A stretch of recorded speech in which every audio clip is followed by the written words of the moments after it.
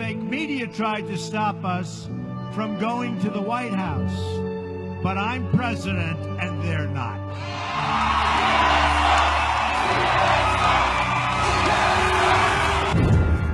But when they threatened his world and the woman he loved, he was driven to war.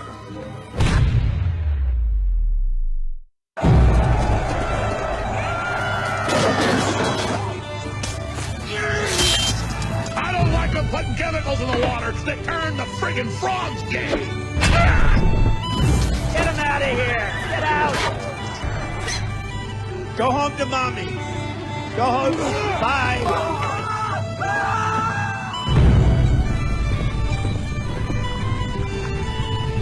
You are fake news.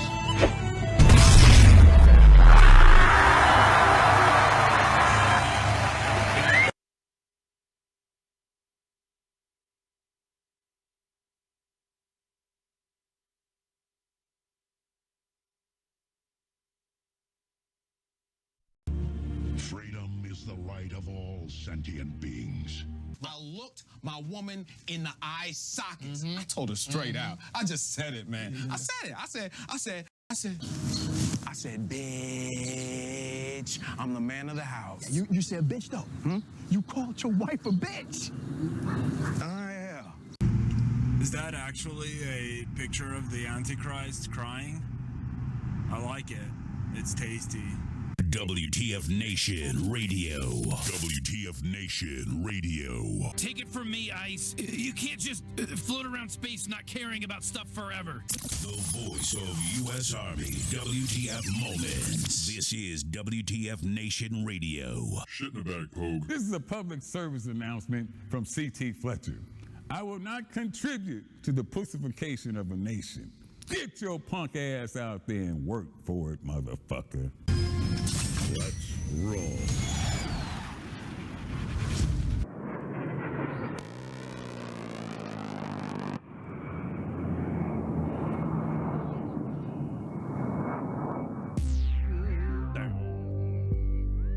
Brown chicken, brown cow.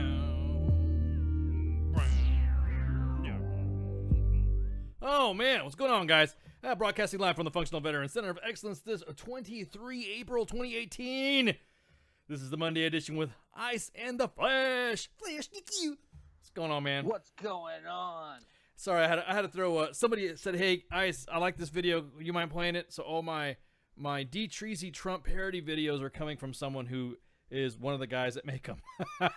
So Nice. So I decided to throw some Treasy up, and then sorry for the delay. We're having some gremlins. You know, when you get new systems and shit, and you get new upgrades and new computers and all that, all those little settings that they want you to do. They want you to set up firewalls. They want you to set all this other crap. So, well, I'm glad we can make you laugh there, Tracy. Glad you liked it, John. Glad you liked it. So, anyways, holy crap! Today's drink's been brought to you by Jack Straight. Just Jack Straight, 1 cube only. You know, when you first start drinking, Jack's your choice. Oh man, it's been one of those days. Man. I hear you. Monday has just been a strange day. I'm sorry, I'm a little absent-minded too. The Toronto Mayor John Tory and the Toronto Police Service Chief are providing an update. If you haven't been paying attention, you know there's a lot of stuff going on in the world. Today, a van plowed into a crowd Monday, killing at least 9 and injuring. The last number I saw was 16. So it's been a crazy day, no matter which way you look at it. A lot of crazy stuff has been going on the last couple of days, so we're going to try to get into it, just a little bit of it. Yeah, that broke earlier, as a matter of fact. It was like the noontime. They didn't get right down to the weeds of possible motive. Immediately, everyone was jumping to the, well, we don't know what it is, and it could be anything, and all. And then the thing that went through my head was, it's Islam. You know what I mean? That joke from South Park.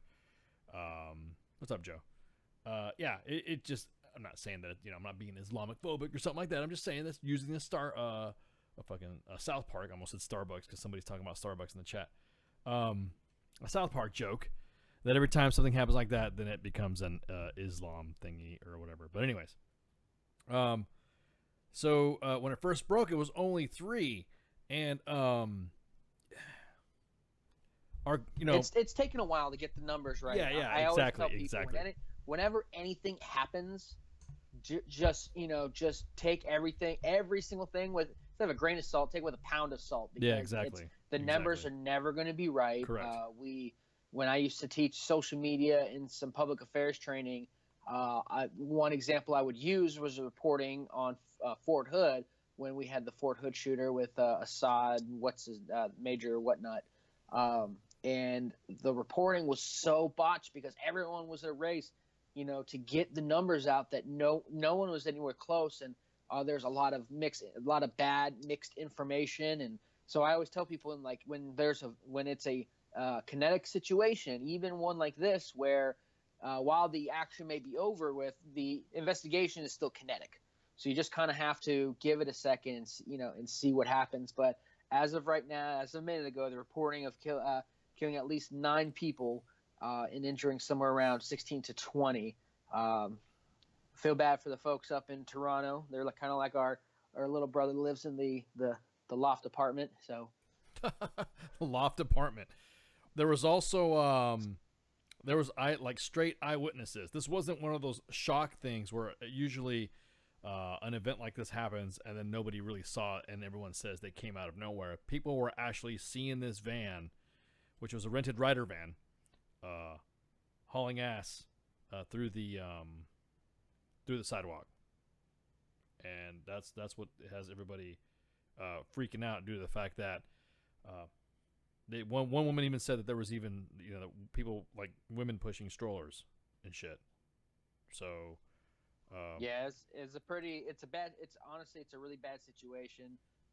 There are some reports that the person was taken into custody alive, and was apparently there's reports that he could be of the Muslim faith, but honestly at this point who cares? I mean, unless he comes out and says I'm ISIS, that's just a adjective, and we'll see. We'll wait and see what happens. It's kind of funny because it's Fox News. You're going to have more certain comments than the others. Yeah. Like, oh, it's this, and this is what you get when you have open borders, blah blah blah. But then there's also folks that are like, that are, even if it is a Muslim, are going straight to, well, you can't blame everyone. Which I'm just like, we do that with gun owners, so kind of. Yeah, down. Exactly. I'm glad you mentioned that too. How is it that we're hesitant on saying who the perpetrator was or a possible perpetrator, because everybody knows that rider rented vans are the official van line of ISIS, like John just said. How is it that is it's fucking verboten? You can't. It's taboo for you to make that type of assumption real fast. But then when it comes to a mass shooting, which is all of, well, I mean, what's considered mass, I guess. Is there a number count? Whatever somebody said. I think it's like more than 3. More than 3 or something. Yeah, if it's a mass shooting.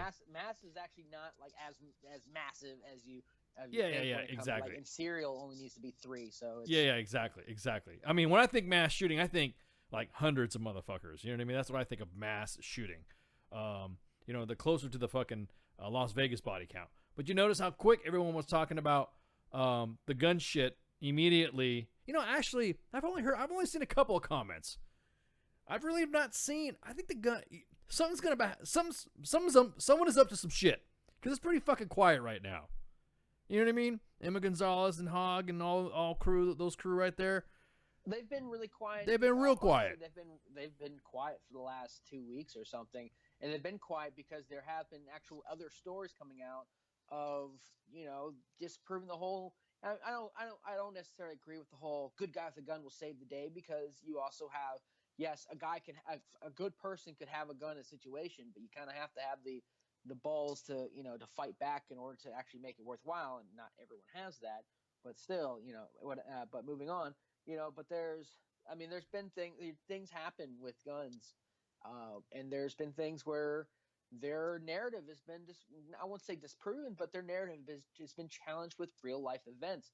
The world is not as black and white as I think they would like us to think when it comes to these gun issues, and it's maybe well, David Hogg is also going to take a year off from and not go to college for a year. Oh yeah, because he's got them all lined up. Work on the midterms. Like oh crap, oh shit, he's working on the midterms. That's fine. But he's also going to be writing a book or co-writing a book. Oh yeah, of course, because all that activism. Why not get your book deal in? Of course, I mean that ever expanding life knowledge that he has for one 15-minute event probably it rattled his fucking nerves. He is more than likely, for every minute is every decade of more experience that anybody else would have. So I figure what the fuck, he would go ahead and make some comments like that, and the way I fucking see it, he's got nothing to really. I'll be honest with you. They went from being and you notice they kind of died down. The media's kind of died down on their support. Everyone's talking about how much media support they've got. Now all of a sudden it's just I don't know. Like I said, something's up. They've died down. Everything goes in waves. Every time, even dang the Las Vegas shooting. Something like what is it? Like over 50 people lost their lives. Yeah. It was a big call for a good solid month. That's all there was. Yeah. And then, like everything else, the media is no longer we joke in public affairs all the time when we're talking about how what we do as public affairs is changing. It's no longer the 24-hour cycle. It's now like the 24-second cycle because of Twitter and everything like that. And even things as massively horrible as the Parkland school shooting or the Las Vegas shooting, they will, the media attention and the public outrage and uproar will eventually subside to something else. It's just how the world works, especially with how everything is in today's society. With I'm checking Facebook, Instagram, YouTube, Mixer, and that is a plug for all our channels. Hint, hint, wink, wink. But I mean, I can get all this information in less than a minute. I can check all these different things. We've as a society have got ADD. When it comes to things going on. So yeah, I mean, at first it was Emma who kind of fell to Emma Gonzalez kind of fell to the wayside, and then it's just David Hogg because everyone's making those personal attacks. Or you have people that are being stupid and go, I don't like this David Hogg, so he puts his face on a target and starts shooting at it. Yeah, exactly. Yeah, that's gonna be good. Yeah. Well, but then again, what's funny is that is the whole thing. I mean, I've kind of died down too, in myself instead of beating the fucker myself. What I'm saying is that he's now realizing that he's waded into the big guns of no pun intended of the media world. When you're going to come in and you're going to engage adults, right now society is not comfortable with engaging with kids anymore. The way I was was raised, you engage kids with the fucking belt. Go get your fucking Switch. There was no goddamn 15, 16-year-old little kid in the house. In my house, at least, when I was growing up, going to tell my dad shit. So, and if he saw me rattling off to an adult that way, he would even say, "You deserve what's coming." So it's almost like, are we? My dad always said, if you want to have an argument with an adult, you better be able to back it up. Yeah, exactly. And I think that David Hogg has been, I almost would say a one-trick pony, but he has one issue. That issue is no longer really the spotlight right now. There's other things going on. Yeah. Hell, the news that North Korea and South Korea might finally end the 68-year war that's been going on. Or Korea going completely. You don't remember? Yeah, exactly. Was it a armistice agreement? Yeah, something like that. Still at war or some shit.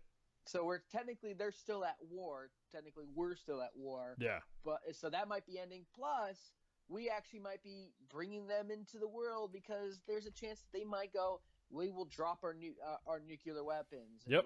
We could talk on that later. But still, there's a lot of real big, huge issues going on that even Vets for Gun Reform has died down on Twitter and on social media. Yeah, dude. Like, everything's kind of died down when it comes to weapons because it's yeah, I don't. It's not the spotlight. There's no, other things well, going on. I mean, sexual assault in the military is still a big thing. Yeah, exactly. Well, my biggest thing is that to me, veterans should be focusing on that sexual assault in the military, as opposed to the I mean, the last time I checked, we kind of handle weapons for a living. Those who say I've seen it be on the streets were probably 42 Limas or fucking Sigos. They weren't those that were slinging lead down range every fucking day or every other weekend. They wouldn't go to the range. You know what I mean? You could just totally tell. Some of the comments. Now, don't get me wrong. Vet reform, vets for gun reform. The hashtag. Now, I don't know if there's a real group for it or something like that. Maybe it's just a hashtag. But if you're gonna say something, there is a social media, not only the hashtag but an actual page / organization. And for those at home, we are still actually trying to get. We were in talks to get them to come on the radio. We still are. So hey, if anyone from Vets for Gun Reform are still listening, we still want to have an actual conversation with there you go. So now there you go. The conversation. And, there we go. The conversation, Flash. The conversation. Yeah. It never gets to a conversation with these people. And it never gets to that way. With anybody who wants to discuss immediately, because immediately after the Waffle House shooting, the mass shooting at the Waffle House, which by the way they captured the guy, they arrested him. Actually, I wanted to bring that up because a big I'm raising my drink right now for that man who not only took down the shooter but burned the shit out of himself because the barrel was fucking hot as hell, and apparently even was shot. Like he got grazed along the bottom of his. Because when he grabbed the barrel, he pulled on it, and the guy pulled back. When he pulled back, the guy shot the rifle and it grazed the bottom of his forearm into his elbow. And if you look at the pictures from his injuries, they're gnarly looking. But when I talked earlier about you have to have the balls to do something, that right there shows you. Granted, this is a one-off. He was in the right position at the right time. You're not always gonna be like that, but still, there is a level when it comes to owning firearms and you prepare to defend yourself. And this is my my form of gun reform is that hey, if you're gonna carry, you need to make peace that you might actually have to use it and have the balls to do it, and not just carry around your pistol as a belt accessory. I hate people when people do that. Like, I've talked to people I was like, yeah, when was the last time you went to the range? You want to go to the range? Like, man, I've been to the range like years. And I'm like, but you carry every day. He's like, yeah. I'm like, I'm sorry. Like, what are you doing? Yeah, but my biggest point is that immediately after that event, Emma Gonzalez came online and said, all semi-automatic weapons need to be fucking banned. See, all of a sudden the conversation, everyone was saying, we're not here to take your guns. Needs to go sit back down and no, that's what I'm saying.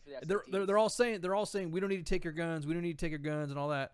We're not going to take your guns and all that. And immediately you see the rhetoric being brought back. It is almost like being a belligerent fucking kid nowadays seems to be getting your way, or at least I don't understand how people put up with that shit. These little kids, I guarantee it, man. Either they have some weak ass fucking parents. Or they're using some sort of mind control, tinfoil shit on some adults to have them willfully fucking willing to give up your rights. Because now, you can't even say anything without somebody boycotting you, without somebody saying this is fucking wrong, and you damn well better fucking apologize. Now, life right now, as we know it in the United States, is getting hampered by the control of the First Amendment, arguing about the Second Amendment. Holy shit, you know what I mean? So you start talking about this situation where now I can't say anything, or you can't say anything, or whatever. Well, then what the fuck? Then why even say anything? I mean, it's almost like these individuals are like fucking going off, and then they Flash, because you're offended about something or something made you butthurt. You go on fucking Twitter, and then everybody fucking nods their head on Twitter, going #yes, yeah, you're right. Not in their fucking head like a bunch of fucking cucks. Yeah, you're right. Yeah, that's right. And then one person says, but that's not really true. And then bam, everybody fucking attacks that person. Everybody just destroys. It's really like a mob. Like, a lot of this stuff is a mob mentality. There's a lot of folks that, and it happened, and it's not one way or the other. It happens. in every context that there's always going to be a gang mentality, and when when something like when you talk about gun rights, or hey, somebody's saying you speak out against the narrative, there is always going to be people that are going to call you names and they're going to gang up on you. It's just how we've become, because nobody actually wants the problem that I have, and that when I talk, because at WTF Nation Radio, we work really hard, as you probably are going to hear at least a couple times during this show, is that the opinions and statements and everything said by each host is their opinion, not WTF Nation Radio's. So we as an organization try to stay, I use the term very vanilla. We try to stay on the, not leaning one way or the other, so we can actually have these conversations. Me and Ice don't agree on everything. We've had a couple of discussions where we were almost pretty much on the opposite side of things, but we can actually have a conversation. Yeah, exactly. So but we, I had somebody message the page, I think it was like two weeks ago, who asked, if we actually reach out to other people and other ideas, and we do. I've been using Twitter very, very effectively, especially this year, to reach out. We've had a lot of people that either are differing opinions or different organizations that may not be necessarily what a lot of people would think we would bring on, but we are trying to have the conversation. I think that art of the conversation is the first step of how we lose the First Amendment, because when we stop actually letting people talk, like as soon as they say something I don't agree with, I shut them down, and I don't like using safe space and all this other stuff, or I don't get triggered, but people quote unquote get triggered about things and they shut the conversation down. That's how we lose the First Amendment, is we're not allowing other people to use it. We just assume I can say whatever I want. Yep, exactly. But as soon as you say something you don't like, no. And that's just not how it works, people. It's just plain and simple. So you want to go ahead and talk about one? Well, I do want to mention something really quick. Former President George H.W. Bush was hospitalized on Sunday after an infection he contracted spread to his blood. His spokesman said on Monday the announcement of the hospitalization comes just days after former President Bush's wife, Barbara, died at 92. I think we've mentioned this, and I know my wife and I have talked that, we don't see, doctors do say you can, die of a broken heart, and in this case, possibly an infection, but, former president might not be with us too much longer. So we send him the best from WTF Nation Radio, hoping for a speedy recovery. I think that in some cases it's been statistically proven anyways that marriages that have lasted forever like that usually end up ending within they've been married for like 73 years. 73 years. 73 years. I've been married for 7. I've been married 73 times. that's probably more. But like it's like when Barbara Bush died, my wife and I were talking, and I was kind of telling her some of the bio stuff, and she's like, how long they were married? I'm like, well, she's 92. I said, that's a long life. Give me to 70. I'm gonna walk to St. Peter's gates and be like, all right, cool, 70. I'm cool with that. Let's go.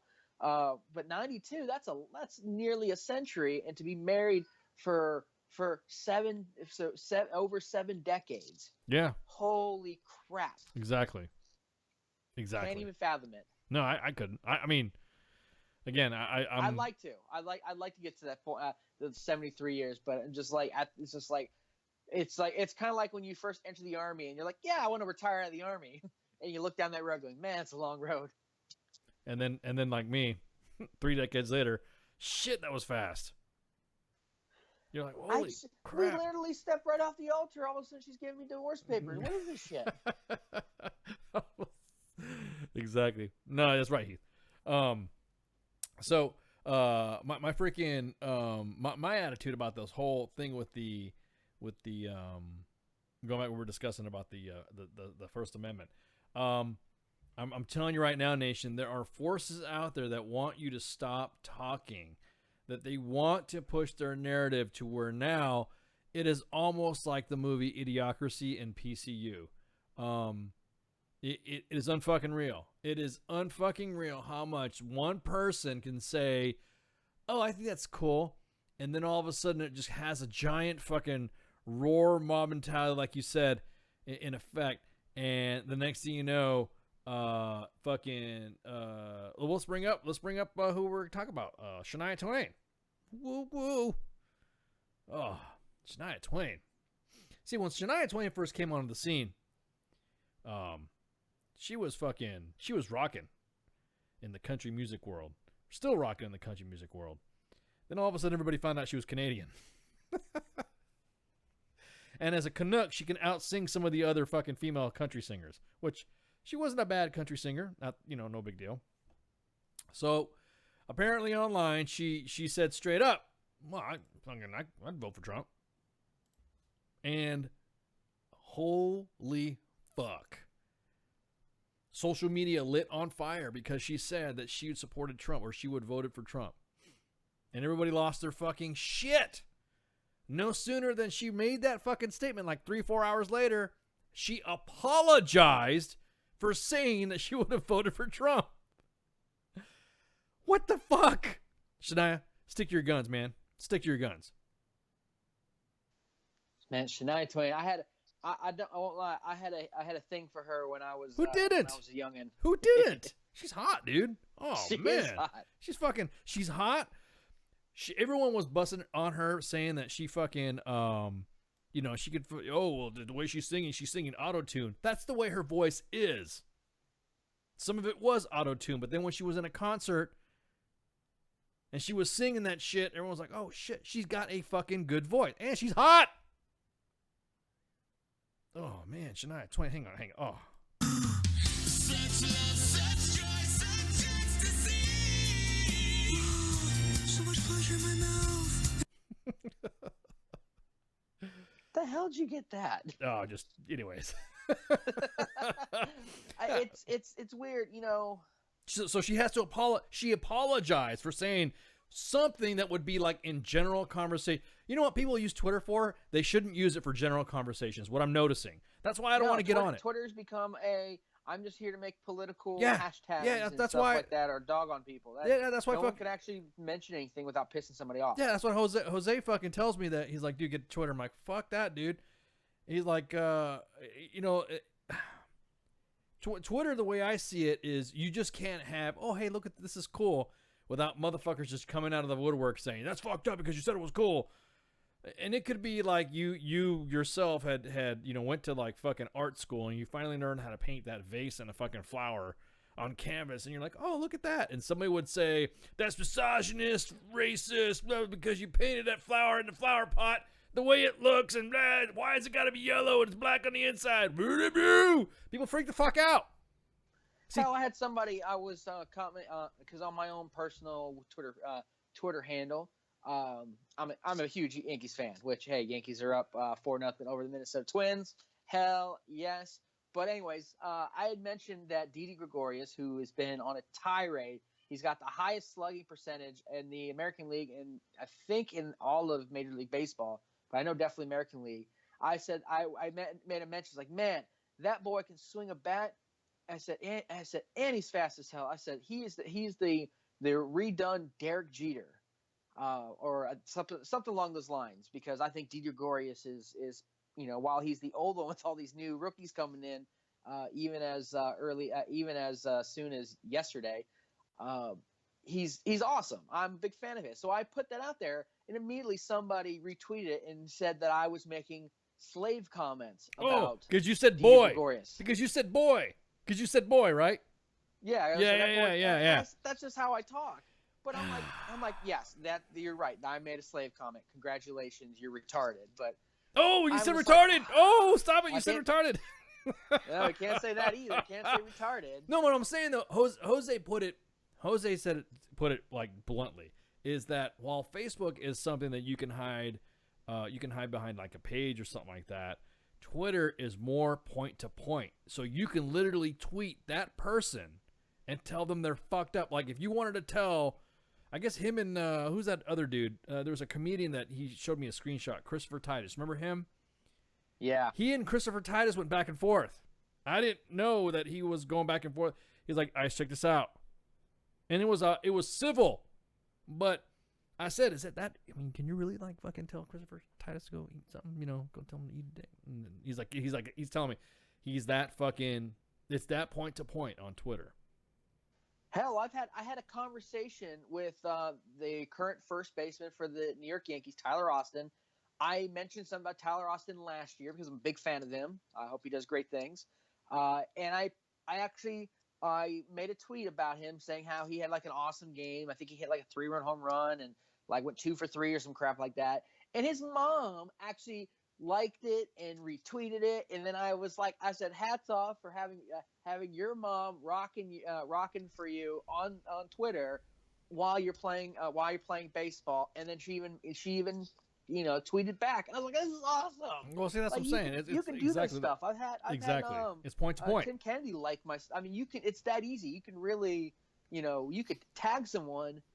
Bam. If every so often I tag Chris Evans because if they ever want to bring me on to be the next Captain America, I'm ready for it. Okay. Like, let's do it. Like, I'll go through whatever program and get the abs of steel and maybe a little CGI. But yeah, we're good to go. You gotta put a green suit on you. But you can do that. And Twitter's awesome. It's something that you just can't get on Facebook, on Instagram. Twitter is quick. Twitter is, even though they've expanded the word limit, I can knock out a whole bunch of tweets very quickly about.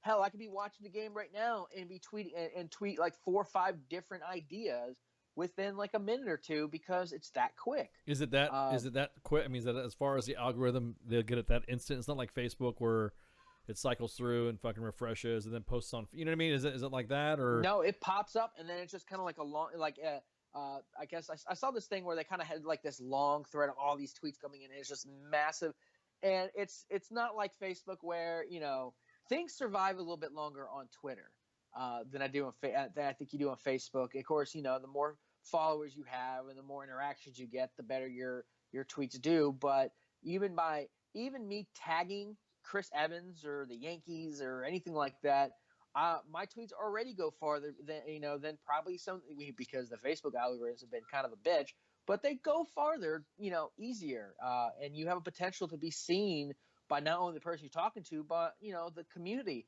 And I think that's what gets a lot of people in trouble. There really is no privacy settings on Twitter.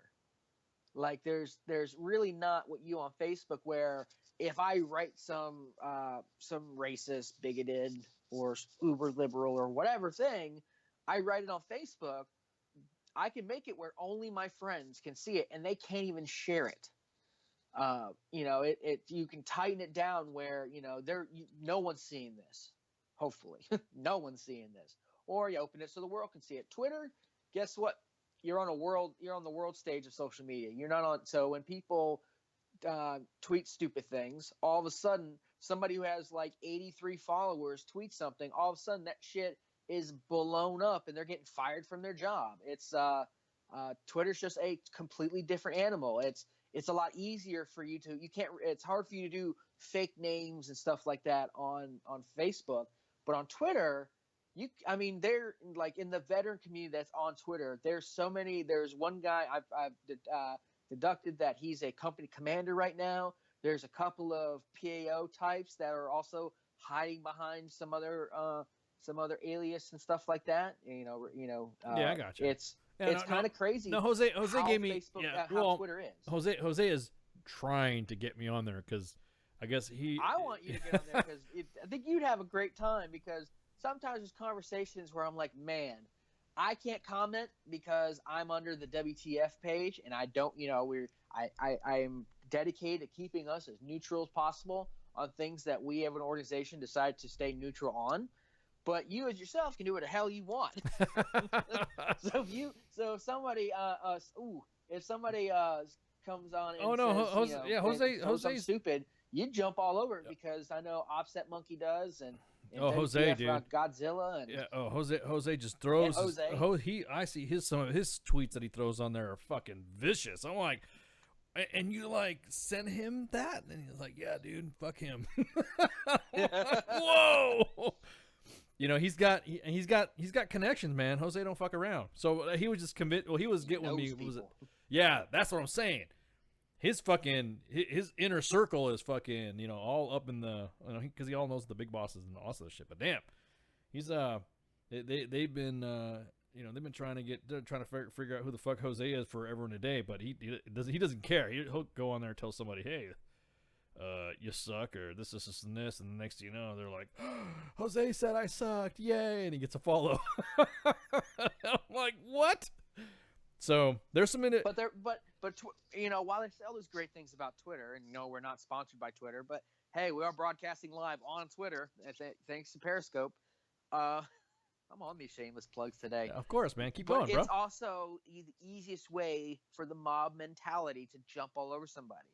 You know, in my own personal thing, I don't even like this. You know, I don't even like to talk about any kind of argument because I remember during the election, during the debate, especially for the GOP, because there really wasn't much debate for the Democratic side. I honestly feel that, regardless how you feel about Bernie Sanders, he got the short end of the stick and wasn't even given a fair shake at this bad boy. The GOP seemed to be pretty wide open, so I would live tweet during the debates on what I thought or what people said, and you know, people get instant reactions, and you know, I've had unpopular opinions about certain candidates, especially the current president. I'm not ashamed to say that I've never been a fan of his. Voted for Gary Johnson. I'd rather have a pothead than him, but hey, it is what it is.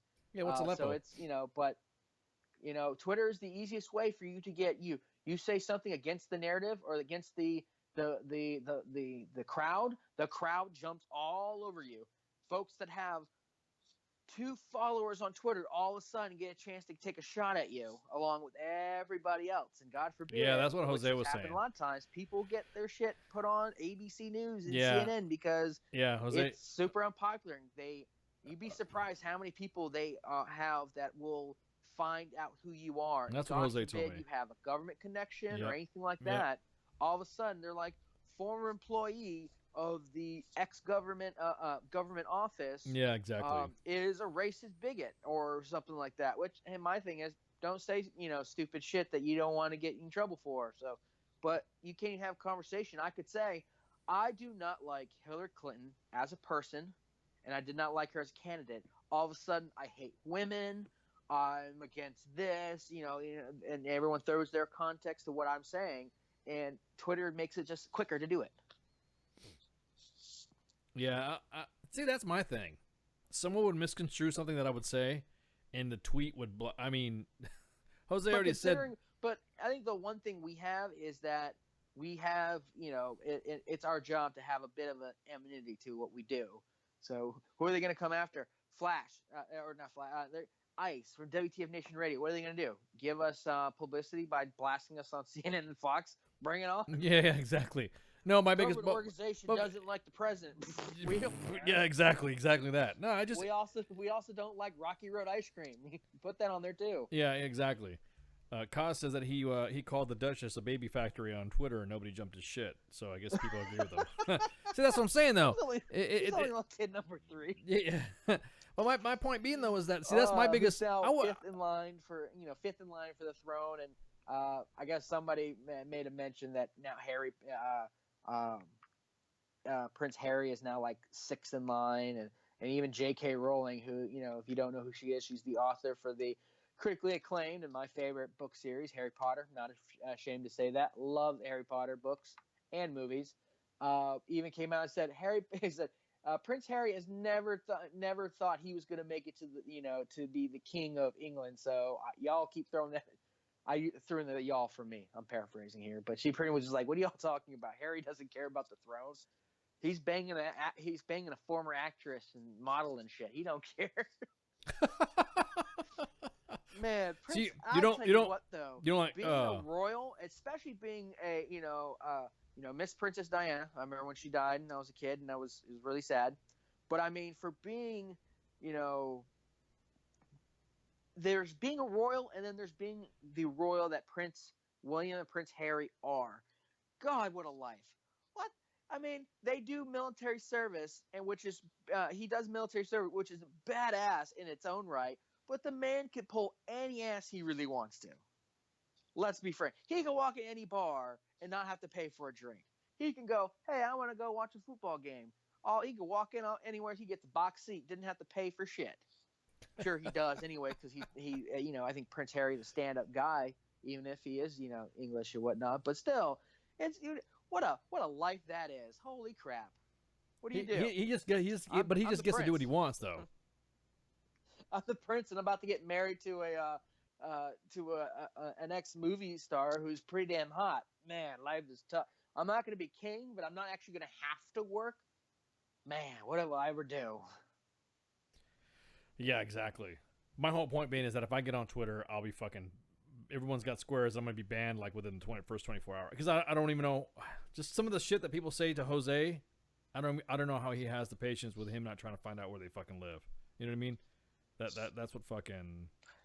Because at the if and like we were going back to the original point, it is a First Amendment right to say what you want. So if people don't like what you have to say, that's tough. I make sure that I'm colorful with my words without actually having to cuss, because there's only so much Twitter can catch you on, and as long as when people start cussing in conversations, they're already they've already lost the debate. But I mean, there's not a lot that Twitter can get you on, as long as you're not going all hail the KKK and I hate black people and this, that, and the other.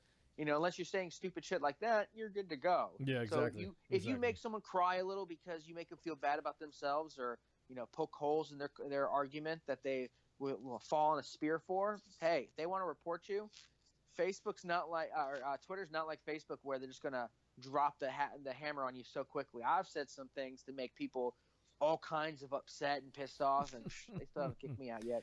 Well, my biggest thing is that, and the reason why we're talking about Twitter is because also David Hogg was talking about boycotting a specific mutual fund or a financier, a large banking corporation that provides loans to gun manufacturers, not realizing that those same banking corporations own Twitter.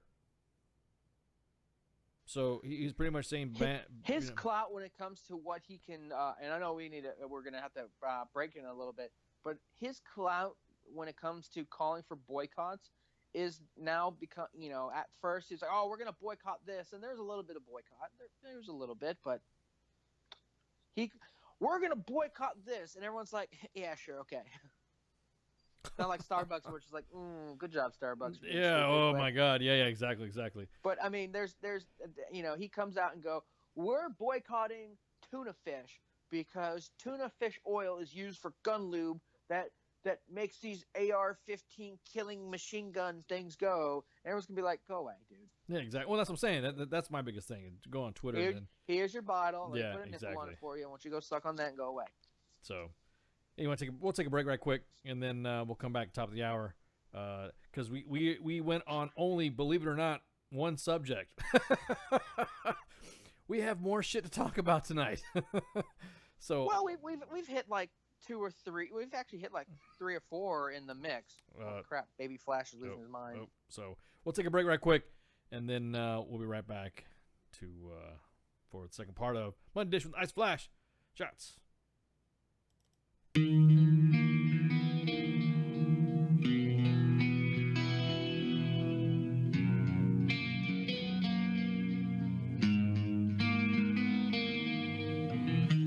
Hungry for another taste. You stumble around the time you waste, and your table's overturned.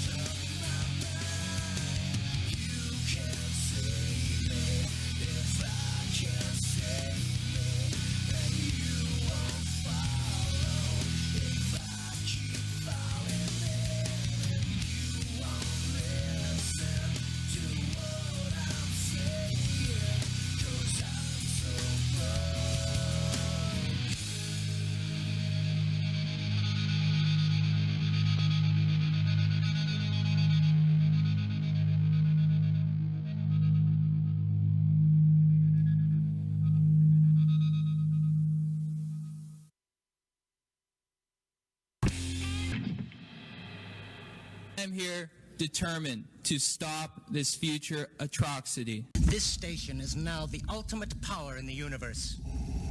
I suggest we use it. The voice of U.S. Army, WTF Moments. This is WTF Nation Radio.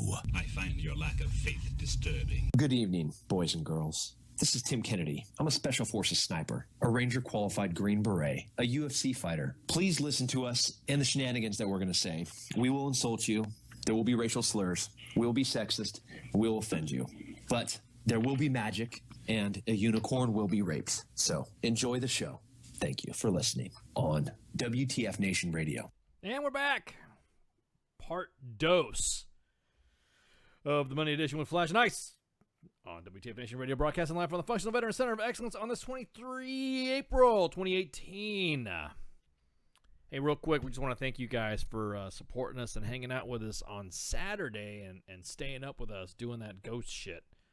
I don't know if y'all caught anything on U.S. Army WTF Moments or WTF Nation Radio.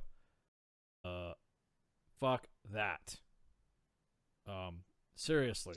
Weirdly enough, my words exactly. Fuck that. Yeah, fuck that. So, you know, the team was throwing some vids at me, and you know, I was getting everything set up and all that. Studio was doing some shit too. But then they sent me the video of they were in the church with an upside down cross, the chapel with an upside down cross in this old abandoned hospital, and they were using that voice portal box stuff, and the voices coming in kind of like backwards, and then this voice said, "So Jay," like it was asking a question, Jay, and then it went ready, and then it goes Joseph, and I'm like, whoa!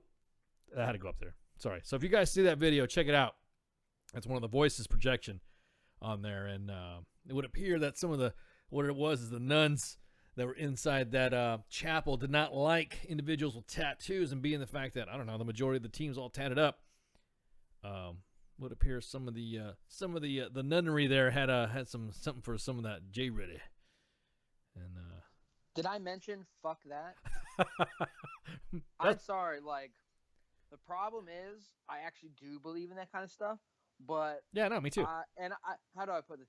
I'm not, in my mind, dumb enough. They can do whatever the hell they want to do, but you will not catch Flash hanging out in one of those places.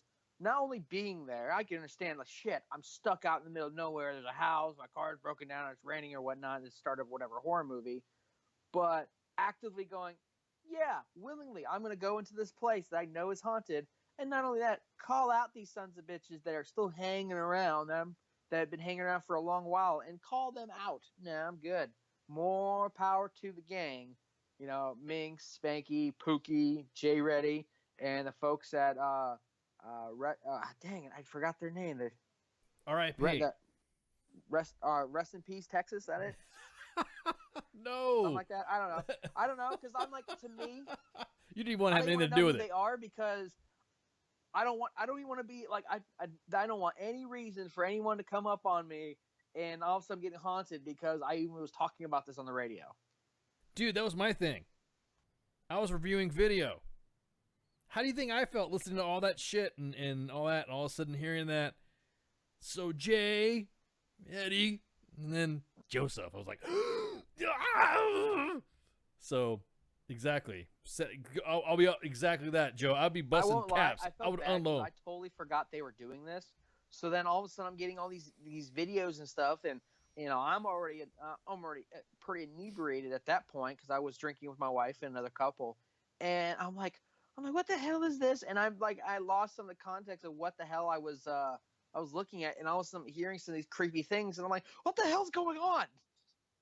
Yeah. Oh, you were. Oh, so. Oh, yeah. That dude. So they were with the team over with the research and investigation of the balls who they were with, and that R.I.P. That guy. Sorry, guys. I didn't mean to botch exactly. So your whole name. So watch them shits. Watch them vids. Holy crap! You're gonna start seeing stuff, more webisode stuff like that. Just a bunch of stuff in the queue, getting ready to line up to get to get kicked off on U.S. Army WTF Moments and WTF Nation Radio. So it's going to be pretty badass. So you're going to see more stuff like that coming out. However, the guys and gals of WTF Nation Radio had a good time with the guys and gals of RIP. So again, there was some good stuff. I loved it. It's all over Facebook. If you can't find it in our timeline, if you go to videos, there's a whole bunch of them there. A lot of the videos have gotten over 2,000 views and some way more than that. Yeah, there's one video that's pretty creepy stuff. Yeah, the lowest video, I think the lowest video viewed was like 2.9 thousand, and the rest of them were like through the fucking roof, like 9,000, 5,000 views and shit like that. So everyone was like tripping out too, because there's skeptics out there. But I just wanted to, of course, plug. Of course, there's skeptics out there because it's hard. It's one of those things. It's kind of like it's hard to prove and it's hard to a lot of people do stupid things that try to fake the funk, and it's hard to determine fact and reality. And That's stuff right, like Joe. that. You damn right, Joe. I'm going in there with a 240 Bravo. No, because I'm going to shit to you. Have no. you not seen? See, my wife makes fun of me because I have no problem watching any of these. Like they're on Netflix. There's a movie called The Cube.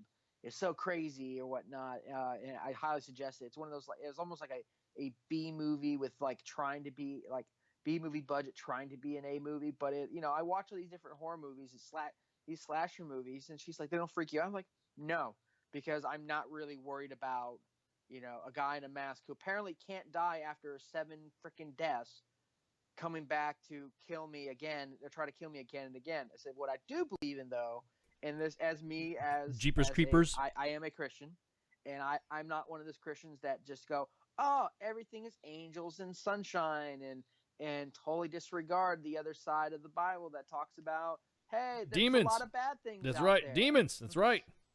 And there are people that do not make it across. They do not go past go. They do not collect $200. And there are a lot of bad things out there. Granted, there's a lot of faking the funk with exorcists and stuff like that. But there are some cases that make it hard to go, yeah, I 100% don't believe in this at all. So as that is my personal belief, I do not fuck with that kind of stuff, to be frank. Yeah. I do not go outside and call out the devil.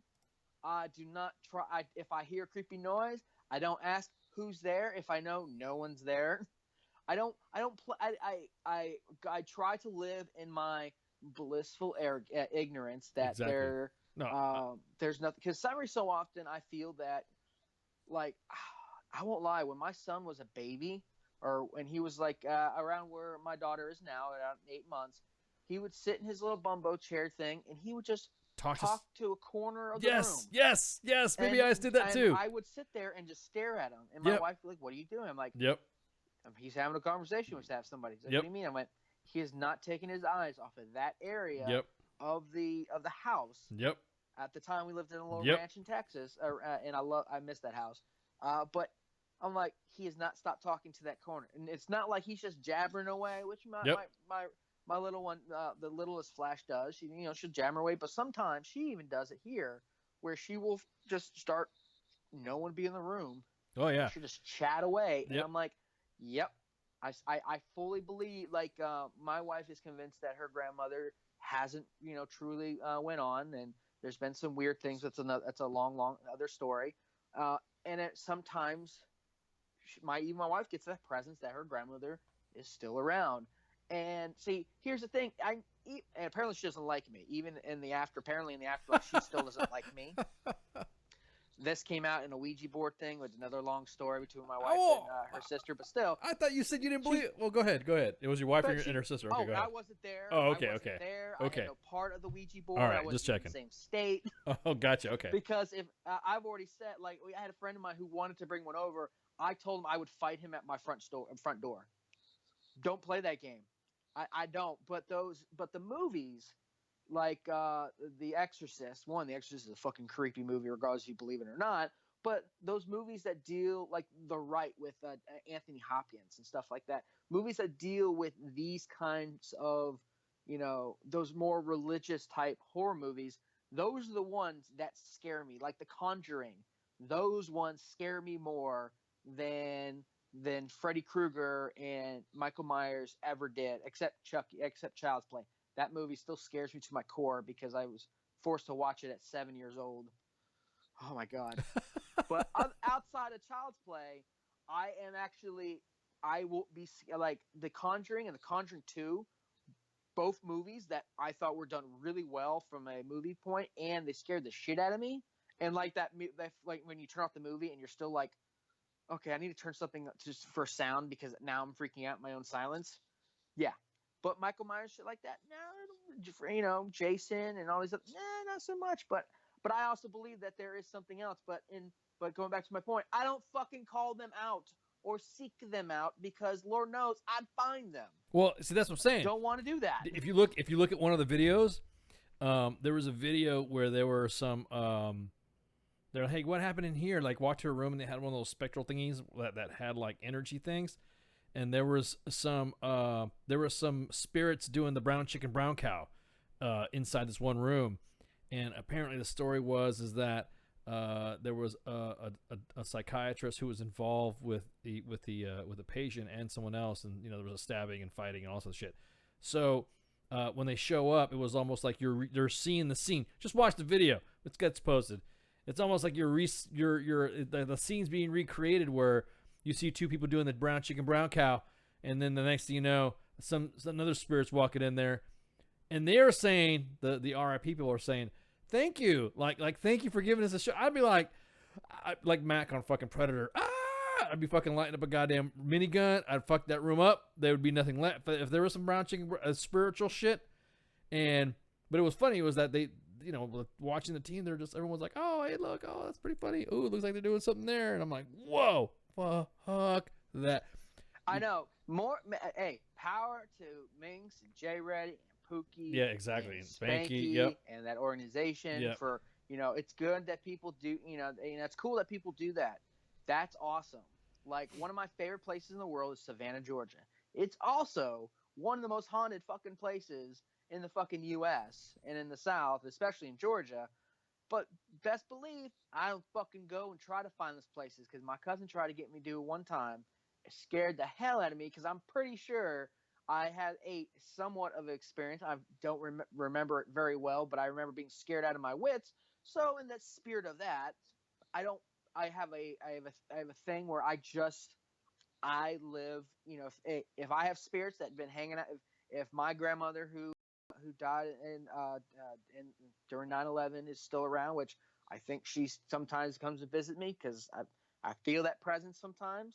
If my wife is, you know, thinks that her grandmother visits from time to time, I don't ever say that I don't believe her because, one, we all kind of, it's, you know, we don't know what's going on in this world. We all might have one, you know, Stephen Hawking's and Einstein and Flash might all have different points of view of what's going on. They could all be right and wrong at the same time. Who the fuck knows? They're not going to visit. They're not going to visit me. Anything, but I also don't like when my daughter starts talking to a corner that I'm like, there's something there. Exactly. Best believe I'm not going to interrupt her. Exactly. No, I'm not. Yeah, exactly. Unless my daughter starts crying, like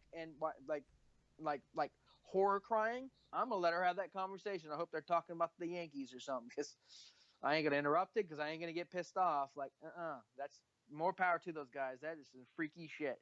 The videos are on Facebook. Check them out. You know, determine for your own self. See what we've been talking about, and you know, you make your determinations. And hey, if you see something cool or you see something that you think disproves it or thinks it's fake, leave us a comment on there. Talk to us. Let us know what you think because this is some crazy stuff that, you know, you could be. There's about 1,000 different positions you can have on this. So, you know, best of luck. But can we talk about something else? Because now I'm getting freaked out and someone's watching me.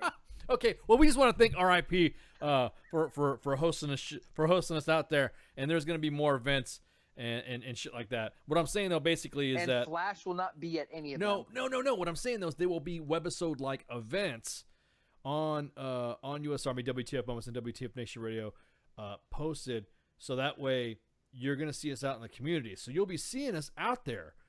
You might see an event, something might be happening, and bam. It might be me and Flash. You know, later on there's possibilities are endless of, or you might meet you know, Spanky and J Raider. You might meet Minx. You might meet you know, Great Cloud or Pookie. So It all depends on what the event is and what's going on and how we can get our stuff together. But you never know.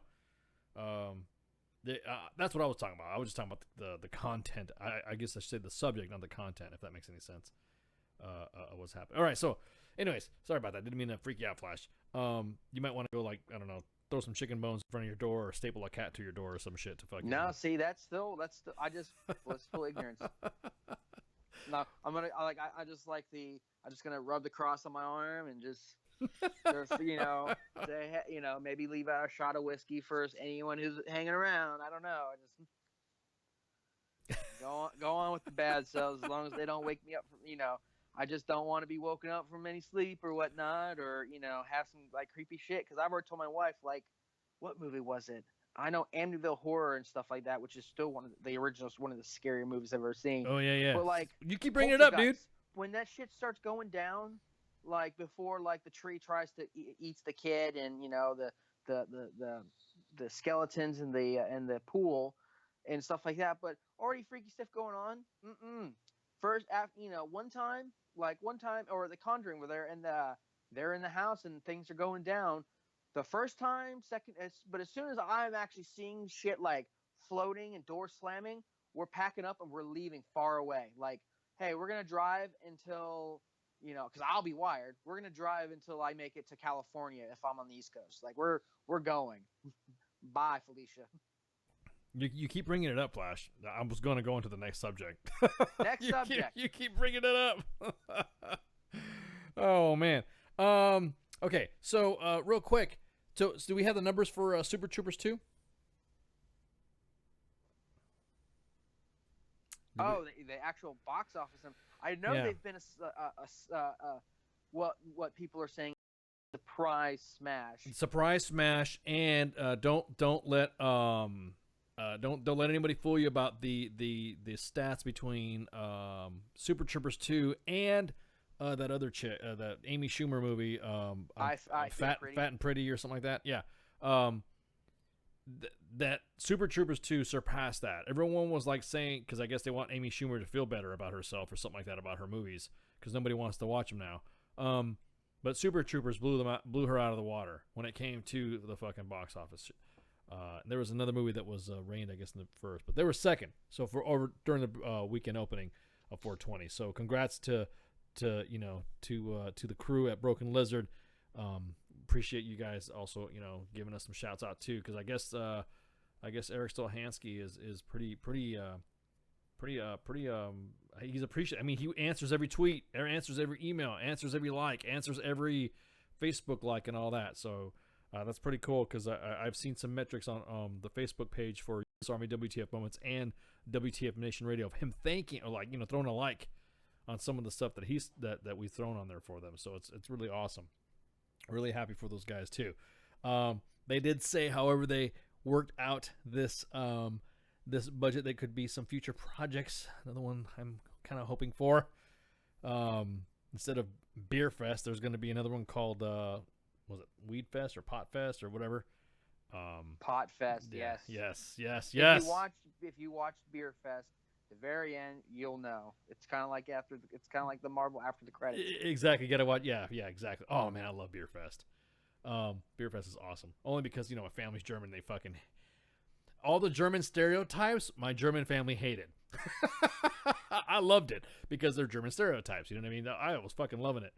Das Boot and all this other shit. It's fucking hilarious. But yeah. So congrats. Are you ready for some numbers? Yeah. Show me. Are you ready for some numbers? Let's give some numbers. So the weekend. Tell you what, if you're part of Broken Lizard or a fan of what they do and Super Troopers, you've got to be excited. Now let's give a little background. February 15, 2002, the release date of Super Troopers. Yes, 2002, with a production budget of $1,200,000. They were able to do $6 million on their opening weekend, 18 million box office, and 23 million worldwide, which is pretty awesome. And that's with the $1.2 million budget. Now, with Broken Lizard and for Super Troopers 2, The team raised $4.7 million via Indiegogo, while the team with Fandango to offer tickets to finish the film as a reward for would-be backers. They got another $8 million in private financing and snagged $2.8 million in tax rebates from Massachusetts, bringing the entire budget to $13.5 million, which is awesome. Guess how much they've done opening weekend? Kaz kind of busted it out in the fucking things because he's a party pooper. But go ahead. What did they break out?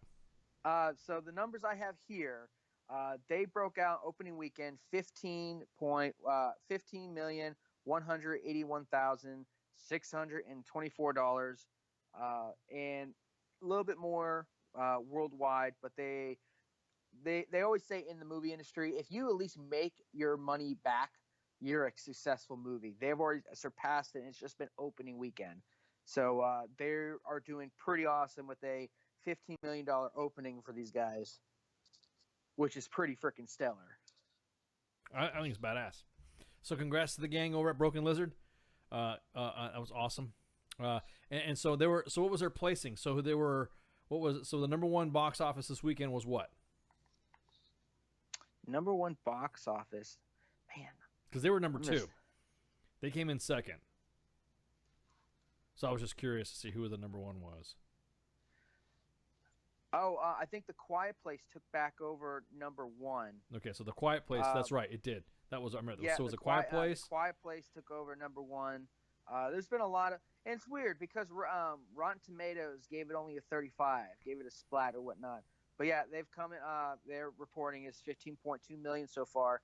So they're already like, and that's just that's your opening weekend. They made more on their opening weekend than they're only 3 million under their whole domestic box office intake opening weekend. That's pretty stellar. So, I disagree with Rotten Tomatoes on their tomato meter, even though the audience scored it as a 72 liked, and that's over 2,000 people rate it, which I kind of go off the audience score more than the tomato meter. That crap, but who rates the tomato? Yeah, who rates the tomato meter? In other words, who is the proponency for that? Who is the one that owns the fucking tomato meter? Because I know for a fact Amy Schumer's movie isn't fucking funny. They go off a bunch of different writers. Some from Rolling Stone, RobertEbert.com, Real Reviews, The Wrap. There's a lot of different. I guess I don't know. I don't know if you can like kind of sign on to be, or they just grab them. But they have like real reviewer, like critic reviewers, and then they, as you can sign in and you can rate these movies. But audience score 72 is probably more accurate. But it's easy to mess with Rotten Tomatoes these days. I mean, hell, they're trying to do that with Star Wars and Black Panther and all their stuff. So, but I mean, they're right behind. They just were behind I Feel Pretty, which I think came out last weekend. They're almost caught up with Rampage, and then there's a lot of movies that did pretty well, but Super Troopers 2 was definitely the big surprise, and I think a lot of people were ready for it and waiting for it. Well, good. That's awesome. Hell yeah, guys. Well, hell yeah. Doc, she's hotter than the sands of Iraq in summertime. Amy is Butig. Is that mixture of her size and her beauty? Is that what you're talking about, Doc Derek?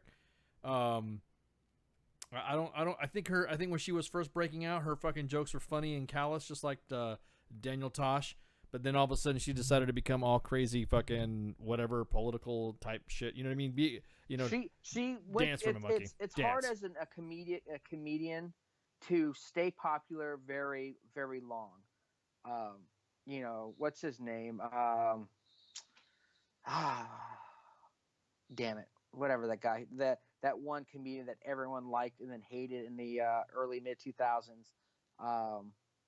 I mean, it's kind of hard. Like, you become really popular. Like Jeff Dunham, he's really popular for a hot second. Like he was doing all these specials and stuff like that. He went away. Carlos Mencia? He's popular for a hot second, and then he flew away. And Amy Schumer, You know, she was popular for a bit, and then she's just kind of, okay, go away now. You know, she's all, I think when comedians start getting into movies and stuff like that, they just kind of start losing it. Yeah, they start because it's some of the stuff. Kevin Hart's been somewhat of exception. He's not as popular, but his movie, he was in a lot of movies, and his the reason why is because he sort of kind of maintains his comedic. In other words, he will say, Kevin Hart will say, "Hey, if I do it, it's not going to be funny." You know what I mean? At least he has some control over some of the content. Like some of the stuff is, when he does it, I think it's genuine. Do you know what I mean?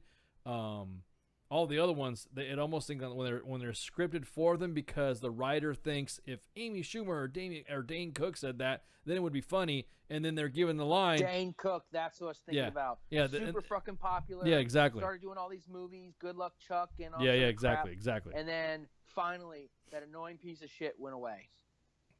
I'm taking you weren't. I didn't even know who Dane Cook was until I saw him after somebody says, "Oh, he's cool" and all that, because I was deployed, frequently, so I didn't get to see all these comedy shows that everyone got to see, and fucking, so I'd come back and like, oh yeah, watch this as a rerun on Dane Cook. Oh, like, oh, okay, this is funny, and then that was it. He just kind of like faded out. Yeah, Dave Chappelle. Sorry, Dave Chappelle never gets old, and he will continue to never get old. If Dave Chappelle wouldn't have he had his little freak out and then decided to go to Africa. If he wouldn't have not done that, he still probably would have stayed very popular. Yep. And one thing I like is that Kevin Hart. His comedy is very relatable. It's very funny.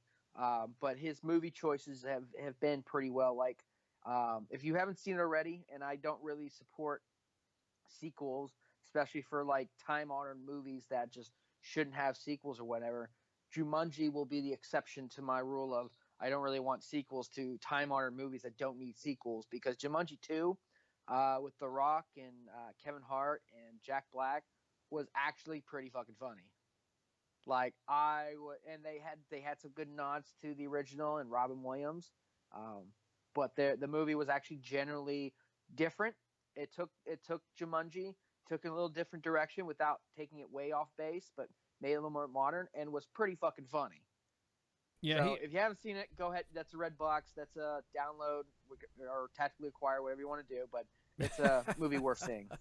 Shit, does anybody ever use DVDs anymore? Now everything's just digital download. Now it's to the point where you just digitally download something, watch it or I rent shit now. Now I just digitally rent. It's like not even $2. Yeah, we rent shit off my Xbox all day long. Exactly that. All right, what do you want to watch, Don't even have kids? to leave the house anymore. Yep. Hey, kids, what do you want to watch? I want to watch Redbox. this. Yeah, exactly. Exactly. Download it off the Xbox. Keep it for a couple of days and move on. Exactly. So now I was just curious about the numbers because one like everyone was like pumping it up, but then another group was saying that Amy Schumer her movie blew away fucking Super Troopers 2. I'm like, nah, I don't buy it. According to Rotten Tomatoes, I don't buy it. She did $1 million more than Super Troopers 2. I don't buy it. You know, even still, the you have to think the I Feel Pretty was also very, very well backed. It was a very well backed movie. They did not have to work. The folks who did that movie did not have to work very hard to get the funding for that movie, opposed to the guys of Super Troopers 2 and Broken Lizard who did Super Troopers 2, who had to actually work to get the money for this. So it's one of those things that, hey, you take it how you want to. To me, Broken Lizards worked their ass off, and even if they were to be up there in the box office like top, and it's probably going to stay up there for a bit because, dear God, I still need to see that movie. And I'm sure there's a lot of people that still want to see that movie. That are going to. Yeah, exactly. They're going to hang around for a while, and their victory's a little more warranted because if I Feel Pretty doesn't continue to, because box office. Let's see what happens the second week. Yeah, I don't even care about that. Continue to make those numbers, then who's the real victor here? Yeah, I was about to say I think Super Troopers is going to get it again. And I also think that I'm As Big as Pretty is going to fucking, or I'm Prettier Than Pretty, or whatever the name is. I don't even care. I mean that's the whole thing. I want to watch Super Troopers this weekend. Check it out. Been busy working, man. Shit. fucking working over the weekend and stuff, and fuck, man. Sorry, this armying shit. Fuck. But, no, I was just curious. Yeah, Sam Kinison was the great. Sam Kinison was one of the great comedians. He was the one that got his name from Rodney Dangerfield at Dangerfields in California. Him, Roseanne Barr, Jerry Seinfeld, all those comedians, actors, actresses, whatever you want to call them, got their start from Rodney Dangerfield because he was actually a pretty good producer too. So, he never got any respect, but he was also putting the good comedians out there. Sam Kinison had the best skit for being married and divorced. I can kind of relate, but I'm just saying. Kind of weird, huh? Well, years later that I can relate to that joke, well, no problem. I'm just saying. But anyways, yeah. Like I said, I was just curious. So, anywho. Okay, real quick, the reason why everyone's kind of getting quiet is because the Sean Hannity Dropbox has been released. Are you looking at it? Oh, I've been off and on looking at it. It's just like, so it it literally is, it is everything, including it's the, documents from the transcripts from the court, backed up with some of the tweets that Sean Hannity put out, pretty much saying, I have no idea who this man is. I've never dealt with him. I never talked. Well, I don't know who this man is, but I've never, let's see, I'll even read. Michael Cohen has never represented me in any matter. I've never retained him, received an invoice, or paid legal fees. I've occasionally had brief discussions with him about legal questions about which I wanted his input and perspective. Next one. In response to some wild speculation, let me make clear that I did not ask Michael Cohen to bring this proceeding on my behalf. I have no personal interest in this proceeding, and in fact, God, it's a lot of commas, asked that my diminished discussion with Michael Cohen, which dealt almost exclusively about real estate, not be made part of this proceeding. And there is we have in this Dropbox is the first 28 pages of the official transcript from the hearing before Judge Wood, which this person attended. Beginning on page 11, there's highlighted certain passages, including statements of Mr. Stephen Ryan and Mr. Cohen's attorney and an officer of the court relating to Mr. Hannity and issues above. So it's a lot of stuff. This is one of those things I'm going to have to comb over tomorrow. Yeah, dude. It just dropped just now. Minx, if you're listening, you might want to come over this because let's just tell you have your whole show right here. Jesus. Like, some of this stuff is one of the things highlighted, we looked and if it was a business client, we dropped all of that. I mean, there's a long court proceeding. These things aren't short, especially if they're transcribing everything. Okay, here's I will talk about this one. On the last page, the court. I'm directing you to disclose the name now, Mr. Ryan. Do you want me to stand and say it, or should I give you a piece of paper that you told me to write? The court. Whatever you are most comfortable with, Mr. Ryan.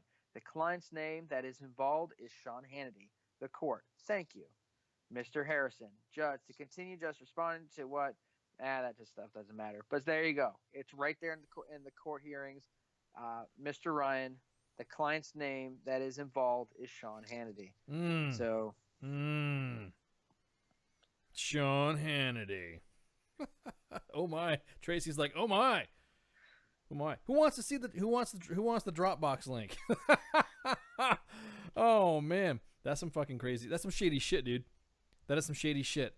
Because you saw the tweets before that, and also he was screaming on radio, and because remember me and you were having this conversation already. And he was just going nuts on radio saying the he had same conversation that other news organizations were having. Yeah, we were having it first. We were having it first. We were saying, we called it basically.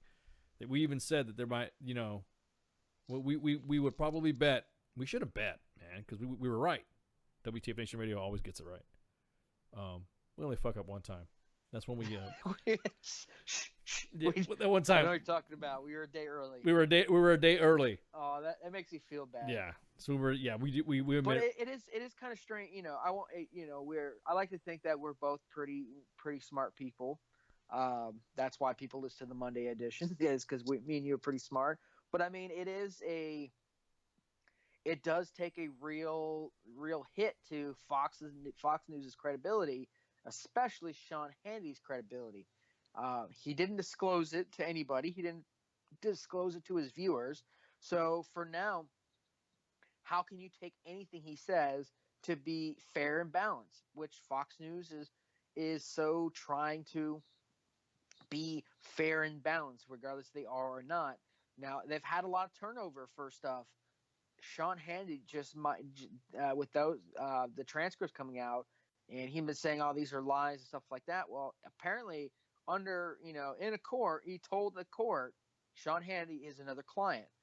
That's to me, and just reiterating, that's a big ethics problem right there because there was no full disclosure. So it's kind of like Rachel Maddow saying this, that, and the other to come to find out that she's part owner of Planned Parenthood or something. It's like, yeah, I know. Yeah, but can't kill babies in the hood without Planned Parenthood. Yeah, exactly that. What was funny was that when I was going through the documents myself, what were the attorneys for ABC, the New York Times, the AP, and CNN Newsday there? Why were they there? Why were there attorneys there? Is what my question was. Why were they involved? Why were they involved in this? Why were there attorneys there? Oh, that's easy because it's the whole.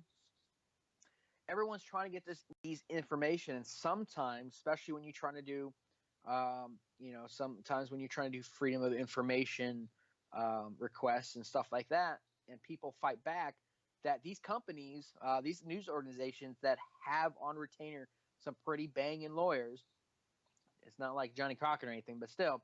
They have some pretty banging lawyers you'll never hear of, but they literally will be in these courts and they fight to get a lot of this information. And this was information that wanted to come. They wanted. So that's one reason why everyone was in.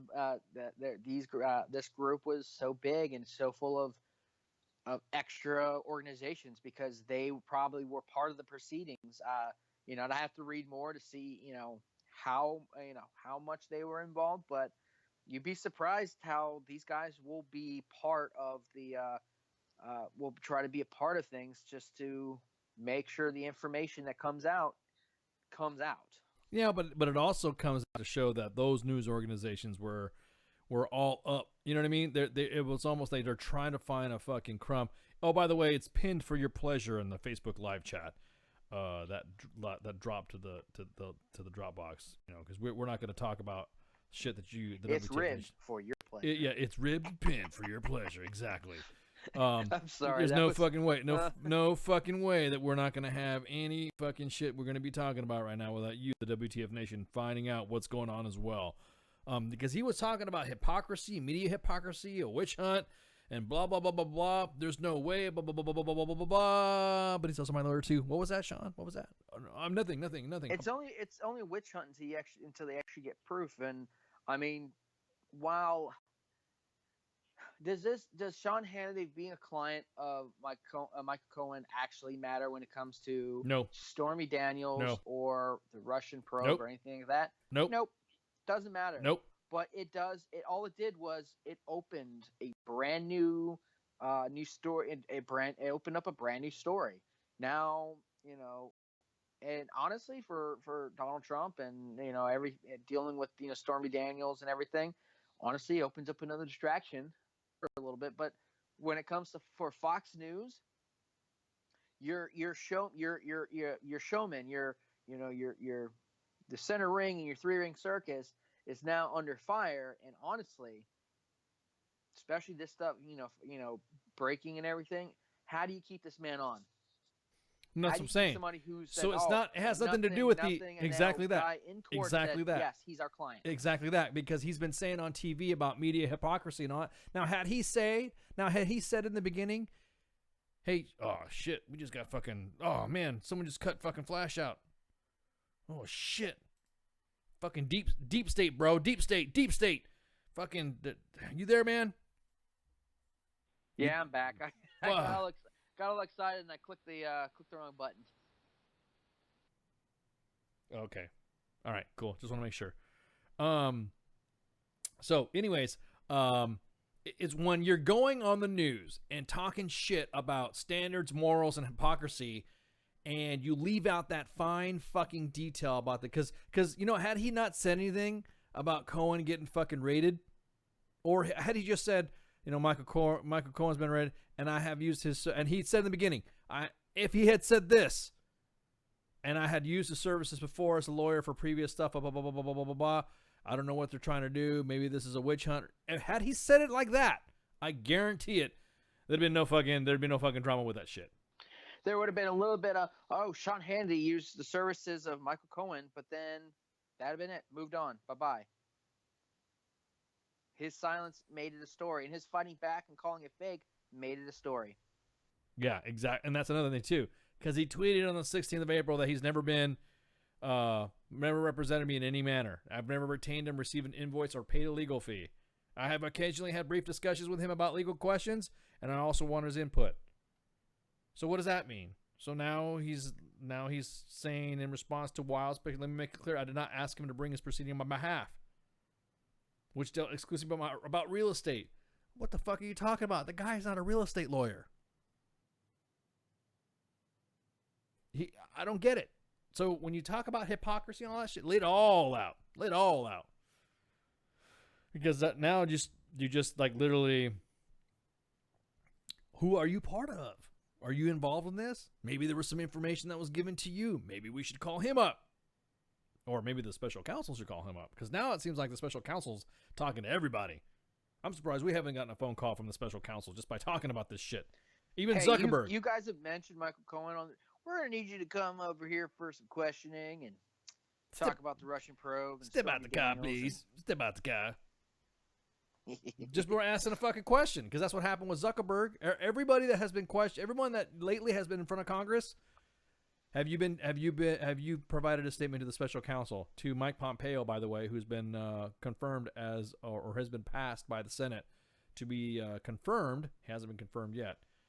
Yeah, I heard some to the Secretary of State. Democratic backers actually broke away from the pack and exactly and pushed them through, which is kind of crazy at this point. Exactly. And they're I guess they're going to they once they did the vote, it's got to get once he gets confirmed, then he'll be the Secretary of State. They asked him, has the special counsel talked to you? When Zuckerberg went up before Congress, he didn't testify because there was no right, I solemnly swear, or affirm any of that shit. But Zuckerberg just went up there to talk. They asked him, have you been spoken to by the special counsel? And he even said, yep. So the special counsel shit, man, woo, better watch it, Fox. Better watch it, special counsel. Then what are you gonna do? You gonna say it's a fucking witch hunt? You know, just don't fucking, like I said, I mean, and I agree with you, Flash. Had he just come out in the open saying, yep, the only thing I dealt with him, blah, blah, blah, blah, blah, blah, or not brought it up. Because it almost seemed like the noise that he was making almost made it happen. You know what I mean? It was almost like, dude, just shut up. Why are you telling everybody about a bank robbery that we've done, 2 weeks ago, and you were the fucking driver, and you were talking about the route that you made a wide up take? Shut up. You know what I mean? That's the guy you don't take on a bank. You don't take him and rob a bank with you.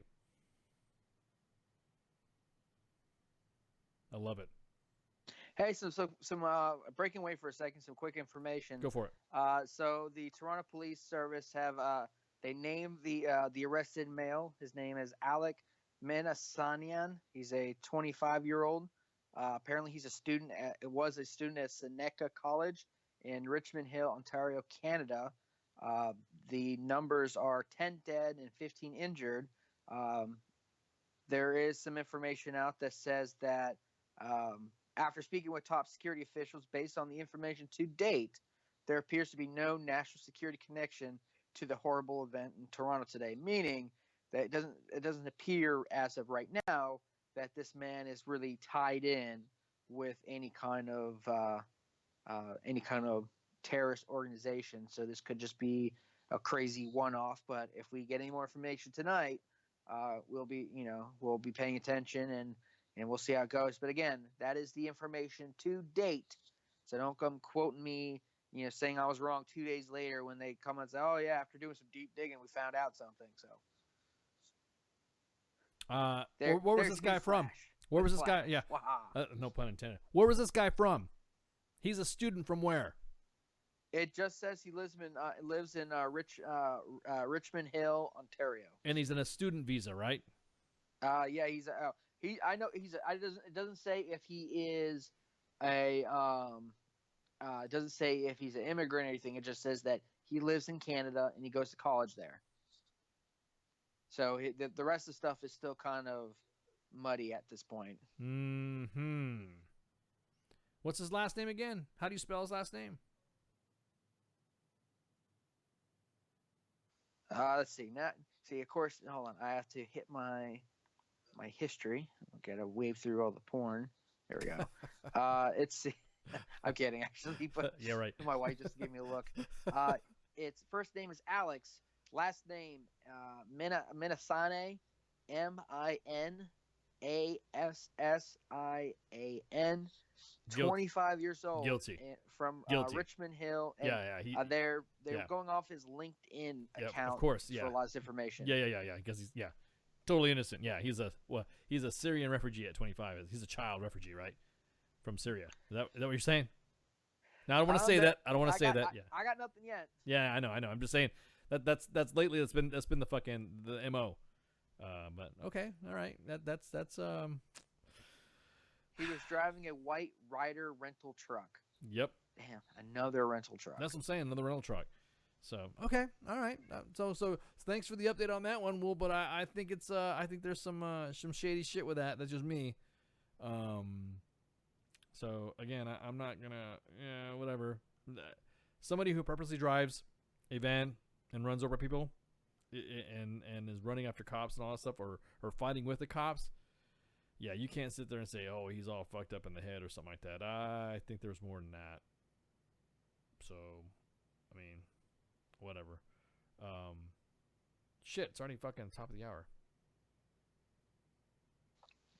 Man, we just rolled through this stuff. Yeah, I know, dude, and we haven't even talked about the rest of the shit. Yes, Mike Everett, you did miss. We did talk about the ghost hunt at the beginning of the hour. So when the podcast goes up tonight, because ICE is very quick on the uptake when it comes to that, feel free to download it. Download the podcast. You can re-listen to it. We talked about it at the beginning of the 9 o'clock hour, and we talked about it for a bit because ghost scare flash. There's a synopsis of that right there. Yeah, exactly. So you'll be able to check it out. I always post it up. You guys will see within at least 24 to 48 hours we get a podcast of each of the shows. So we're gonna go ahead and take a break right quick. And I'm sorry about that. Didn't realize that we're running over. Fuck. So hey, we're on a roll. It's not like we're not leaving much quiet space. Yeah, exactly. All right. So with that, shots, and we'll be back. Good evening, boys and girls. This is Tim Kennedy. I'm a Special Forces sniper, a Ranger qualified Green Beret, a UFC fighter. Please listen to us and the shenanigans that we're going to say. We will insult you. There will be racial slurs. We will be sexist. We will offend you. But there will be magic, and a unicorn will be raped. So enjoy the show. Thank you for listening on WTF Nation Radio. WTF Nation Radio. WTF Nation Radio. Take it from me, Ice. You can't just float around space not caring about stuff forever. The voice of U.S. Army. WTF Moments. This is WTF Nation Radio. Shit in the bag, Pogue.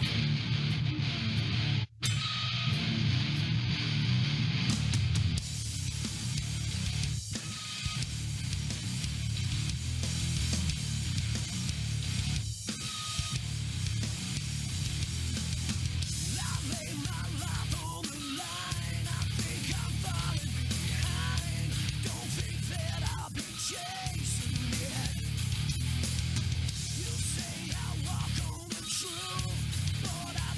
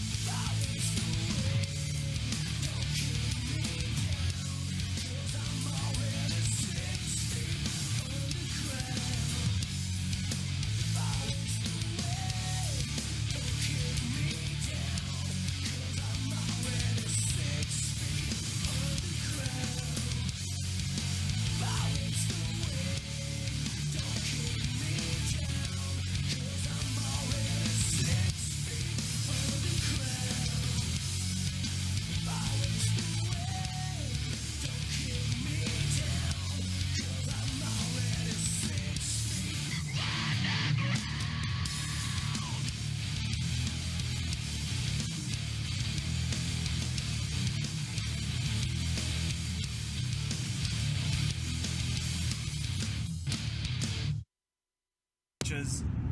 They love visuals. The voice of U.S. Army, WTF Moments. This is WTF Nation Radio. Everything stated on WTF Nation Radio is to be considered the opinion of the person that stated it, and not an official representation of WTF Nation Radio or U.S. Army WTF Moments. Price does not include tax, title, or license. Some assembly required. Each item sold separately. Batteries not included. Objects in mirror are closer than they appear. If conditions persist, contact a physician. Individual results may vary. Keep out of the reach of children. Avoid prolonged exposure to direct sunlight. Keep in a cool, dark place. And please enjoy the show. Shots. Shout-outs, we're back. Part 3 of the Monday edition of Nice and Flash. 23 April 2018. God, dude. Broadcasting live from the Functional Veteran Excellence. I'm just talking about, oh, God, how freaking this year's already been flying. Unreal. So I do have, apparently, Flash was wrong again. Oh, fuck. What happened? So my wife came to correct me that her and her sister did not use a Ouija board in order to talk to her nanny. Apparently, I've been corrected, and the information is that they use a necklace, and she couldn't remember entirely how it worked. Whether you can only really ask yes or no answers. If the necklace kind of went in a circle, then it was a yes. If it just went side to side, it was a no. But there was no Ouija board, so I apologize, my beautiful Mama Flash. You did not use the Ouija board. I know you don't like them either, so yeah, she wanted me to correct everything. You seem a little bit concerned in that correction there too, the way you were saying it. Like, is she pointing something at you, or she's like, I am blinking Morse code, but unfortunately I don't have the video torture. Thanks, Ms. Flash, for clarifying that. We want to provide WCF Nation always the correct and accurate news. Oh man, that's funny. So this necklace, so what? It just went. How do you mean went back and forth or some shit? Just like what? Did it do like some sort of dance or some shit, or how does that? Was it dangling on something? I guess they.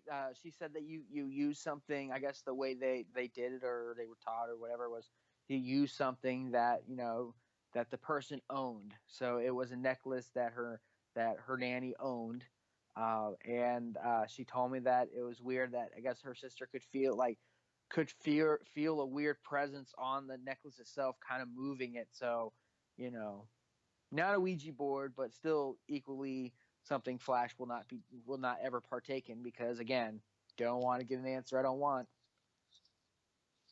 Yeah, you're like immediately got quiet and you're being scripted, so I won't push on it. No, I'm just making sure. Like she came back. She said, "No, I didn't use a Ouija board. We used this." And I said, "Do you want me to tell?" I said, "Really? Is it a big deal?" She goes, "Yes." She said, and I said, "Do you want me to correct on the air?" She goes, "Yes." Fine. Okay, of course. Thanks, Mama Flash, again. So strive for excellence. Yeah, you got to, man. You got to. Nothing wrong with that. Shit. Okay, well, what else were we going to talk about? We had an interesting conversation about freedom of speech earlier, and we're talking about more freedom of speech. I got one. Go ahead. So one thing we've talked about, especially on this show, is, I think we spent almost a whole show bashing Sheriff Israel from Broward County. That we did. So that came out on a story came out on the 20th that he is Broward County Sheriff Scott Israel to face no confidence vote from his own deputies. Sheriff Israel, who touted his own amazing leadership, and that's in air quotes, after the Parkland school shooting, is facing a no confidence vote from the union representing the deputies. Jeff Bell, the president of the Broward Sheriff's Office Deputies Association, told CNN on Friday that union members had decided to move forward with the vote, which will begin electronically tonight and will close on the 26th. The tonight meaning the 20th. So that will close in the next 3 days. Quote, "There is a complete failure at the sheriff's office, and he doesn't recognize it," Bell said. Calling the vote a, quote, ploy, Israel said the union quote, is trying to use the Parkland tragedy as a bargaining tactic Whoa, to whoa. extort a pay raise. Whoa, wasn't, whoa, he was using the Parkland tragedy to fucking smash fucking Rubio in the face and dog fucking Dana Lash during that fucking town hall. How do you become America's best-selling brand? Oh, shit. You introduce the... How do you become America's best-selling brand? Because that's what WTF Nation Radio is That's trying right. to do. That's right. God damn. It is that's what we in the business we call irony. Yeah, dude. Yeah, I mean, he used that. Now this the sheriff's union in Florida, I think is one of the more powerful unions in that state, because I know even the teachers union they're not even that, you know what I mean? They're not strong as the sheriff's union. The sheriff's union is a little bit different from the PD guys. So this vote goes up for no confidence, then it has to get sent up to the governor, though, right? Doesn't the governor have to hack off on that shit too? I'm not entirely sure. It says, aside from the sheriff's comments in the aftermath of Parkland, a letter informing the union membership of the vote contains a multitude of other complaints against Israel. Union audits show that Israel has returned hundreds of millions of dollars to the county that could have been used for deputy salary increases, training, healthcare, crime laboratory upgrades, and safety equipment, the letter said. Bell also said that he informed sheriff ahead of the announcement that the vote would go forward. Quote, the move follows many instances of suspected malfeasance and the lack of leadership that has crushed morale throughout the agency, the announcement from the Deputies Association said. So that's some serious stuff. That's not just like, hey, it's not just the Parkland, it's not just the whole how they responded to how his response to the Parkland shooting, but I mean, I've never heard of anyone actually, returning money to the county. Like, hell, one of my only because they use the word malfeasance, and I just remember there's this great line from one of my favorite shows, The Office. Malfeasance for malfeasance's sake. But there's an episode where they have like a couple $1,000s left over, and they're explaining if you give the money back, they realize you could run, as they use the lemonade stand, with less money. Then they're going to give you less money next year. But if you use it and they think you need all this money to keep running, then they're going to keep giving it to you. Why would you spend it on your own people? Or your own stuff to help you, like healthcare, crime laboratories, equipment, training. Hey, maybe a little more training could have helped that one resource officer to get off his ass and go help these kids when they're getting shot to pieces. Maybe a little extra training there. Yeah, I think the guy just pisses me off. No, he does. Because he pisses me off because I think he's abusing the office that he holds to deflect his responsibility as the leader of the sheriff's department. You know what I mean? He's supposed to be. We've gone over it. Exactly. He threw his folks. He threw his guy under. He ran over him several times with the damn bus, and then backed it up. He didn't. He was fighting with the NRA chick and Rubio on stage, knowing that there was information that he wasn't putting out. That pretty much took some, put a lot of the blame on the police and the federal agency, the law enforcement agencies, of not doing their job from the start. Even the guy that they're not doing their job by going in there and stopping these guys. So there's a lot that he's done, and it sounds like this is just like the straw that broke the camel's back, and the deputies union are like, hey, we're done. And honestly, a lot of these votes don't go to a vote without some serious, like, there's a real possibility. Not like they're just, when Congress brings something to the floor, knowing that's going to fail big time, but they're going to do it anyways just so their constituents see it. They don't have constituents other than it's them. These are the guys voting for stuff. So if they're bringing actual votes specifically when to it comes the union folks, exactly, this is serious news. Exactly. A union fight is a little bit harder and more direct than anything else. You know what I mean? So I'll be honest with you. I really don't feel sorry for the guy. at all. Him not taking responsibility and then pushing it off and then attacking everybody while he was going through some shit. Kyle Kashoff, one of the kids that was actually one of the victims as well, has been recently fucking investigated because he went to the gun range with his dad and fired a rifle. And as soon as he posted it online saying that he, was awesome for him to exercise his Second Amendment right with a family, and immediately when he showed up back to school, 3 police officers questioned him about what he did, whose rifle was it, and all sorts of shit. And I'm thinking, why are you asking kids? Why are you asking kids? WTF Nation, tell your kids if a law enforcement officer shows up to talk to them, if it's wearing a badge and he holds a gun, say, I don't want to fucking talk to my lawyer, or I want my parents over here. Yeah. That's it. Yeah, There's a no little free advice for you because that shit don't fly. Now, exactly. While the outcome of the no confidence vote is mostly symbolic, it will give the sheriff a sense of what his rank and file and the deputies think of his command.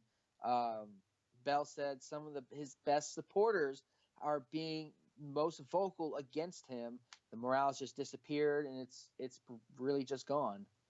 So it's the union has never held a vote of no confidence vote against the sheriff before, according to Bell. So, it's not like Sheriff Israel's going to get fired, but this is some, because sheriffs are elected, so it is. It does put some pressure on him in the future, regardless, because you're pretty much going to have a union go, we don't like this guy. Yeah, exactly. He's going to say, and that's exactly it. If he was taking care of his troops, I guess you'd say, because most law enforcement agencies run almost like the military. They do have a rank structure. Then there are. I mean, God, could you imagine if the military was like that?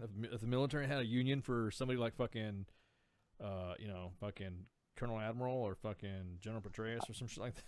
I tell you what, there's been some commanders that I'm sure if we had like an E4 union or some shit like that. Exactly. Yeah, we have no confidence here, command, sir. Exactly. If the E4 Mafia was freaking, E4 Mafia, please don't unionize. We don't need this right now. Exactly. Please don't. Yeah, E4 Mafia, don't even think about it. We need you to wrangle as privates. The world does not return in the army without E4 Mafia. Let's put it that way. I've had a lot of good stuff. I've had the E4 Mafia taking care of me before. And you know what? You don't piss off the E4 Mafia. They understand rank. They understand responsibility. They know who's in charge. But there's their own ecosystem within the E4 Mafia that you just don't fuck with. It's like Fight Club. Don't fuck with E4 Mafia. Did you do that? Roger Sarnt, it's good to go. Yeah, but how did you? I said, well, we got it, Sarnt. All right. And then I see you walk out, and I don't know how that piece of equipment showed up. I don't know. I was looking for a piece of equipment doing my sensitive item inventory, and it was just right there. There you go. Hey, sir, it was just tactically acquired. Don't worry about it. As long as it's within the Army, that's cool. Within the Army, if you're reallocating, even though I hate personal thievery, like if I, breaking into someone's house and stealing their shit, that's fucked up. You know what I mean? Reallocating a piece of equipment, because once you find the equipment, what are they going to do? Oh, it's found on installation. You're going to fucking knock out some paperwork, and it doesn't belong to you anymore. Seen a lot of that happen. Totally and 100% ethical and legal. But anyways, yeah. So, yeah, exactly that. That would be like the equivalent of the E4 Mafia going up against a bad commander with toxic leadership or a bad command climate. That's pretty much what Sheriff Israel is going to face.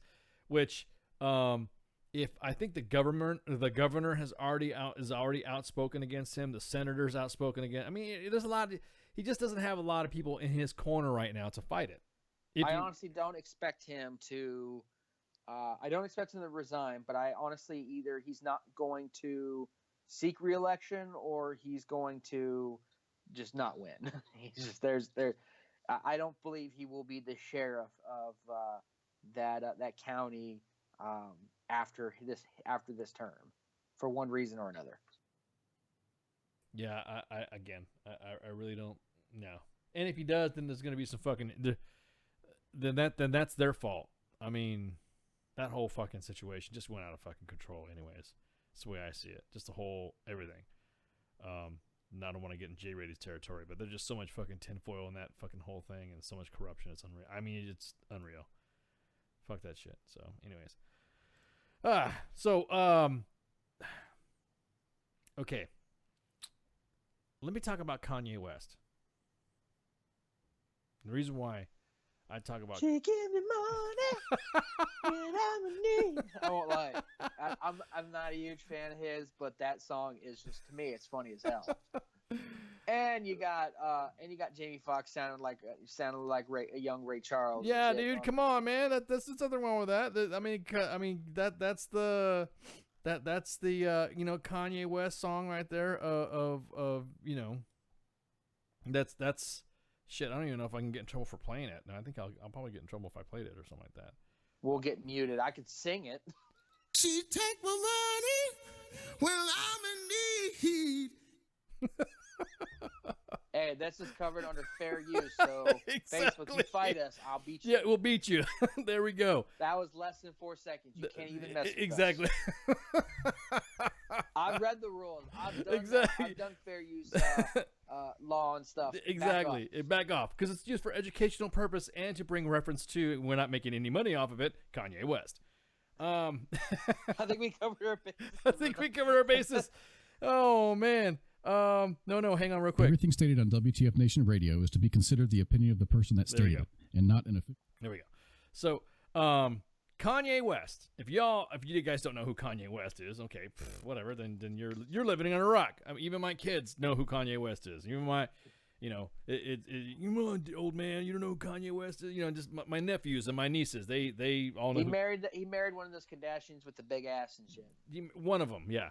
One of them who did porn. Yeah, exactly that.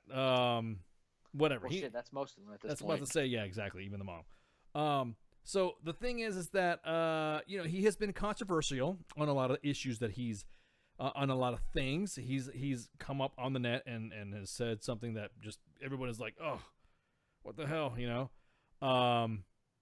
and he said something on social media. He said something actually to a lot of just like talking about it, and it's got everybody in a fucking uproar.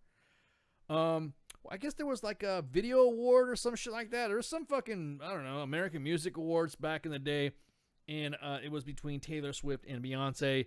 Taylor Swift got it, and the next thing you know, he ran up to the fucking stage and said that was bullshit. Taylor Swift should have got it. Everyone's kind of like going, hey, Taylor, I'm gonna let you finish. I'm gonna let you finish. Beyonce had the best. Yeah, you know what I mean. When I believe it was some music video of the year or something. Yeah, something and like Taylor Swift beat out Beyonce, who was the clear favorite.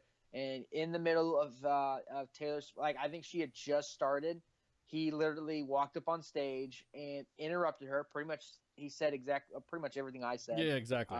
I might have maybe got a couple words here or there wrong, but interrupted and said that Beyonce was pretty much saying she was the clear victor and that this was bullshit. But yeah, then they've gone back and forth a couple times, so much so that Kanye West has even insinuated in one of his songs that he made Taylor Swift famous, but he's also been a friend of Donald Trump, correct, and other stuff. So Kanye West is one of those I say characters because I feel he is, that he's just very random and weird. Like he does the whole Taylor Swift thing, and that's not been the only one, but then being a Donald Trump supporter and people hating on him and shit like that for it. It's just, it's Kanye West. I mean, he's married to a Kardashian. I mean, dear God, his kid is like called Northwest or some shit like that. Well, yeah, exactly. I'm not gonna diss on a man's kid. I mean, a kid's a kid. You can't a kid can't control who their parents are. You know what I mean? But my biggest thing is that, so everybody knows his background. Everybody knows his lyrical, dynasty of music and all that. Hey, look, I don't have the talent to carry a tune myself. So he sings pretty good. I mean, he does all that stuff. I do admire music, any type of music. That's why everyone, when I have my shows or when I'm doing the raves or I'm just doing an after show, I haven't done an after show in a while. I play what the fuck ever. And people are shocked that I'm playing 1 minute I'm playing fucking techno, 1 minute I'm playing fucking, hardcore rap. It's just because I love music, all types of music, except for, what do they call that? Hick hop.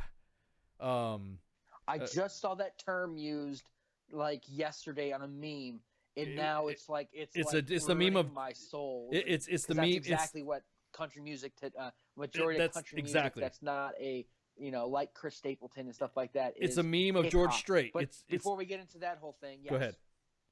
No, I'm just saying. It was a George Strait meme talking about is there ever gonna be an award for real country? And then there's gonna be an award for hick hop, which I didn't know was a term. And I'm just like, wow, that's pretty fucking. I mean, I'm a George Strait fan myself. Again, see, shocking. Ice likes country music, old school country, the Highwaymen, that type of shit.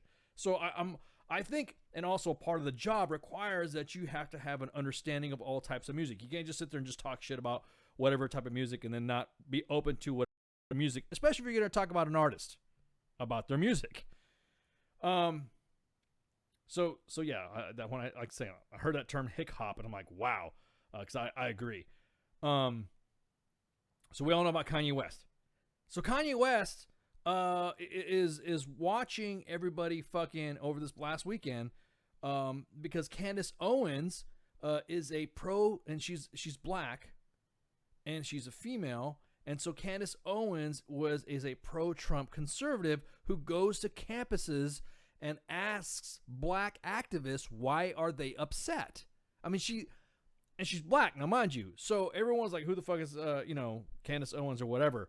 And so of course trending when Kanye West says, I love the way Candace Owens thinks, is what he tweets out. Then he writes again another one that says only free thinkers, and everyone's thinking, oh, Candace Owens, she must be somebody that he admires or whatever. We'll come to find out that freaking she's a Trump supporter, and she is a conservative. She was a conservative activist that used to do rants on fucking line and shit, going off on that movement. And she was the one that talks about minorities instead of talking about being victims. And I'm quoting her, paraphrasing. You need to be victors. Talk about the victories, not the victimization of what you've gone through. So to me, I think that's fucking A. She's a minority woman. She's a woman. You know what I mean? She's kind of like all wrapped into one of what a cause or a struggle would be all about. If she is saying that, and her bringing up her points to worry about being the victor because we've come so far in our country, except for the recent few years, then you shouldn't play the victim. That's pretty much her thing. Well, Kanye West came under fire for fucking saying, yeah, look, I fucking love the way she thinks. Everyone freaked the fuck out. So she's now the communications director for Turning Point USA. It's a nonprofit that's starting to gain fucking popular. It's starting to surge now. It's almost like a conservative group think tank. I don't want to say conservative. It's more common sense, more right thinking, if that makes any sense. Not conservative. You know what I mean? It is just talking about right-leaning values, but it's not like screaming fucking you're gonna burn in hell for jerking off or something like that. You know what I mean? It's not like that. But she was engaging she is in the urban communities. She is in the urban environments. She coined a phrase that I'll fuck it up if I say it. About like I said, the victory and instead of being a victim, be a victor. I mean, the way she said that, the way she just rattled off, bam, bam, bam, machine gun out. She was arguing with a student at a university who was not black, who was I think Mexican or something like that, or Asian, I don't know, was telling her that she is disrespecting her sisters and all this shit. And I was just watching this shit, unfold. I'm thinking, she's pretty much telling everybody that, everyone needs to get over what the fuck happened. It was the fucking past. And I personally think anybody who's dealt with any struggle, if they come out on top and they win through that struggle and they're able to, they go through that struggle and they fucking, they break through their fucking, they persevere through whatever they're going through. That's a victor. Nobody fucking blame, she's saying don't be fucking blaming anybody. Don't be blaming the man or whatever. She goes to she walks into these environments and discusses this stuff with black activists and the Democratic Party about dismantling the fucking ideology or the messaging or the theme of white privilege. Or privilege is what she said. She's also a defender of the NRA. And not only, she's extremely educated too, to the point where she's able to bring up shit that the NRA forgot about. That the NRA's like, oh yeah, we did that. You know what I mean? Like, oh yeah, exactly. So how it was ironic that she was saying that that the NRA helped train Black Americans to use guns to defend themselves against the Ku Klux Klan, a Democratic terrorist group. But they're calling the NRA a terrorist group, if that makes any sense.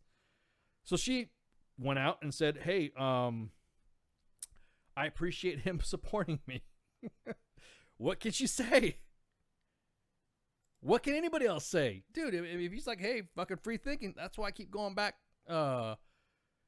Everyone's calling her a Black Trump supporter. They just said, the Washington Post threw out this thing that says Kanye West's embrace of a Black Trump supporter is not well received. Well, they don't say that she's female. And that's why I was talking to you about the Twitter thing. Going back and forth on the Twitter thing. If you talk about the Me Too movement and you're talking about misogyny and also the bullshit, and to me, the way I see it, the death of chivalry, or the death of being a fucking man, that's just something men don't fucking do. We don't fucking talk about, we keep anything we do, our liaisons, to ourselves. I was speaking a little bit of French today because I was talking to somebody about Macron coming today. The French president, to discuss terms with President Trump, and there was a couple of enunciations that I had to do, so that kind of stuck in my head. So, anyways, vive la liberté, la français. So it's funny, I just saw this video on All Deaf Digital on Facebook, and there's tweets like, I wonder if Kanye knows that Kanye made Spaceship. College dropout Kanye would hate this dude. And never go full Kanye. So you're right. I mean, his community, the Black community, and honestly, it's largely the loudest voice community right now is not happy that he is supporting this this activist, because it goes against, if you're a Trump hating, if you're disliking Trump to a Trump hating person, you are in the majority. If you are just not the presidential majority with electoral colleges, but hey, that's another story. But for let's just call it the social media community, if you do dislike Trump or you all the way to hating Trump, then you are good to go. Yeah, exactly. You're accepted. You agree, I mean, it's okay. There are several people that I don't really see eye to eye with when it comes to who they support or how they stand on issues, but I still like the way they think because it is thinking different. Holy snap, crackle, and pop. I hate to interrupt you, but DJ Gordy just hit a grand slam in the Yankees game. Yes, that just made me so happy. Anyways, that's awesome. Are we talking about Yankees? We're going to cover sports later anyways. We're almost... I know, Yankees are just messing up. We got to do we do our sports. I literally just got to watch a grand slam. Yeah, we do. I haven't seen one of those in years. We do our sports. Yeah. Anyways, go ahead. But there's several people that I like the way they think because they are thinking different. Even if it's not the way I would see things, or I really don't like their opinion on that, but I still appreciate how they think, and that they're I like that the thinking of victories instead of victimhood. I while I don't understand the struggles of not being a Black, but I can understand that mentality. And I don't believe that's something that is, exclusive to should be exclusive to the Black community, because there's lots of people that worry more about being a victim than their victories and stuff like that. It's a very that little thing to me is a pretty powerful message, a very powerful mentality. So I mean, Kanye West, he's a different kind of dude. I mean, yes, he's the same guy who brought us the album College Dropout, which was pretty banging. And what I'm thinking about, so, I mean, what I'm thinking about though, brother, is I'm thinking that fucking I think Kanye West is like us. He's gonna call something and is gonna say something's fucked up. Then he's gonna say something's fucked up.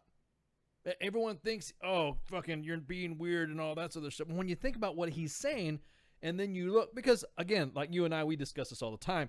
We have to be, as journalists, open and be objective to a lot of stuff, regardless of what our personal mentality is. And I was just okay, whoever this woman is, I'm gonna go check it out. I've only seen one of her videos, and that was because Mom sent that to me, and she was talking about something, but it had nothing to do with anything else. But what we're talking about. But she had some good videos about being a man and being a woman and the roles and stuff like that. And it was like pretty cool shit.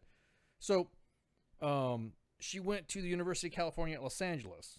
So this is the big one that got everybody all up in arms, is because after she said this, Kanye West said, "I like the way Candace Owens thinks," because even Samuel Jackson, a lot of Black Americans who are leaders in the community say specifically, "Hey, I'm just, I don't have nothing to do with it. As whatever, you know what I mean?" Again, I don't, like you said, Flash, I don't know. My family was not involved, nor we're not even in the country when this was happening. Well, I mean, on one side they were, but that's another story. But she even said at the University of California, Los Angeles, she said, "Hey, look, stop," and I'm pulling it up right now. Stop doing this thing with the fucking victimhood and by focusing on slavery and the systemic racism in the past. Now, this is what she said. Quote, "It's embarrassing. You're not living through any of that right now. You're overly privileged Americans," unquote. And then she later tweeted about it, saying that they're, quote, "a bunch of whiny toddlers pretending to be oppressed for attention," unquote. So, if anything else, she even brought up one of the histories of, quote, "The NRA is the oldest civil rights organization in the country. In the 60s, they helped train Black Americans to use guns to defend themselves against the KKK, a Democrat terrorist group," unquote. So, I mean, she even says, discussing a lot of issues that Kanye West said, "Well, that makes sense." Everyone says that Kanye West is right-leaning. Well, I mean, how can he be right-leaning when look where he's living? Look where he is living with. I don't think that's right-leaning. So, I mean, he does talk shit about U.S. drug policy, the criminal justice system, and all this other shit. And had a left-leaning foundation growing up. His dad was a former Black Panther. His late mother, was a professor at a historically Black college. So his politics have been, everyone's saying when you don't agree with the left, and this is what you were talking about, Flash, all of a sudden now you're a racist. Now you're right-leaning. Just because you don't think something's bull. And that's why, like I said, I don't want to go on fucking Twitter, because I'll say, "Oh, that's messed up," and then I'll get fucking dogpiled. And then I want to fucking try to dox motherfuckers to find where they're at so I can fucking, Facebook Live and ass whooping type shit. You know what I mean? Because everyone's all fucking shaking their heads and agreeing, nodding, yep. And Kanye West goes, "I like the way she thinks." Oh my God, well, she's a Trump supporter? All she's talking about is the keeping of our First Amendment rights. That's what she's talking about. And so, and there have been people criticizing Kanye West now who have placed him up as one of the politically engaged young black men. It sucks. So I really do think that the division of the fringes, that's what gets me the fucking most on both sides. Because both sides, when they get to the fringes, they're fucking, they don't even want to bend. I can have a complete conversation with somebody from the LGBTQ, XYZ, WTF, whatever group, and I'm cool with that. You know what I mean? It doesn't bother me. Immediately, I'm not going to sit there and say, "You're going to burn because you're a gender bender." I'm not going to say that. I'm going to say, "Yeah, my car broke down. Could you give me a lift? I got to, I can go call," you know what I mean? Something like that. I don't care. I'm not going to get in a conversation with anybody and we're discussing something, and then I'm going to say, and then make sure that gets rolled out to the motor pool when we're done. Well, first aren't, that's bullshit. You're just saying that because blah, blah, blah, blah, blah, blah, blah, blah, blah, blah, blah, blah. No, I'm saying that because it's your fucking job, if that makes any sense. Especially I come from a blended, mixed race blended family, or whatever. We have members of our staff that are the same way too, mixed, blended, and all that sort of shit. So I find it blows me away that how everybody was talking about him being the, entrepreneur and all this other stuff. And then they're thinking that he was kind of weird and all that. And then all of a sudden he says that, bam, now he's right leaning. Now he's a massive Trump supporter. just because there are certain things that you like about what the president is doing, it doesn't mean he's a complete supporter of what the president himself. There are some things, believe it or not, that I thought Obama did okay. There were some things that I thought Clinton did okay. There was something that I thought W would be. It's about time you mentioned my name, Ice. I'm here. There's some, like I said, that's the best part about being fucking, in between. I guess you could say I'm conflicted in my political parties. I don't care. I don't. I was raised in a Democratic family. Hey, I like to think of myself as, as a independent now, and I'm a free thinker. Like if I see something's wrong or right, I call it as I see it now. Yeah. And more people should be like that because, hey, maybe this time Kanye is just calling it as he sees it. And that's what I'm saying. That's what he's doing. He's calling as he sees it. Then if everyone's because it's not the popular opinion, well, guess what? Fuck you. Like he cares what you think. Hey, Lori, what's going on? Haven't seen you in a while. Welcome back to the show. No, again, I see the whole back and forth and everyone just slamming him. And what the irony is there are a bunch of leftists, fucking everybody, mixed white, everybody in that group slamming on two black people. That to me, being that English is my second language, shocks me. I can't understand. I can't even put it in my native tongue, let alone English, how the ultimate in irony that lays out. How could you? How could you sit there and say he's racist about whatever? What he's a black dude. If you can't say that, he can't say it. If it's okay if he was on the left, then he wouldn't be racist. He'd be progressive. But now that he's saying that he supports Candace Owens, which we're trying to get on the show, by the way. Well, how can you sit there and say that he just blows me the fuck away? It's almost like you were saying about the messaging, Flash. They don't know which side to go with. They don't know. Oh, if someone says it's good to go, then yeah. If someone else says it's good to go, is whatever. So, what is wrong? And here's another thing too. What is wrong with a man? And this is the way I see it too, because I'm a little bit on the chivalry side myself. You know what I'm saying? As a man defending a woman, there's nothing wrong with that. Everyone's going after this chick for voicing what she said, and there is a man. At that point, the man card has no color to it. A man is coming to her assistance and supporting her. He's not he's not shielding her, and he's not insulting her intelligence. He knows that she can hold her own. He just said, I like the way she thinks. It just goes back to the whole everyone wants to add context. That's what I'm saying. The dog pile. To his comment was, I like the way she thinks. He didn't say, I completely agree with what she's saying. Correct. Correct. It doesn't say that I am 100% behind her or X, Y, and Z. He just says, I like the way she thinks. It's okay to like how people think. You don't have to always. You know what? He might not actually really agree with everything she's saying, but he just might like the way she thinks about things. We don't know that because, one, either he hasn't said, and two, everyone wants to add their own context to what's going on that, whatever he has to say is going to be lost out there because that's not the narrative right now. Right now is he's turning into a quote-unquote Uncle Tom by exactly. I was about ready to get there, too, because they were calling him some of the black community saw him as a good, as a good lyricist, a good thinker. He had, it was almost like he was one of the foundation of male role models in that, in that genre of music and entertainment and entrepreneurship, like Jay-Z or, Puffy Combs, whatever his name he wants to be, Sean Combs, whatever Puff Daddy, P. Diddy, Cufflinks, whatever he wants to be called.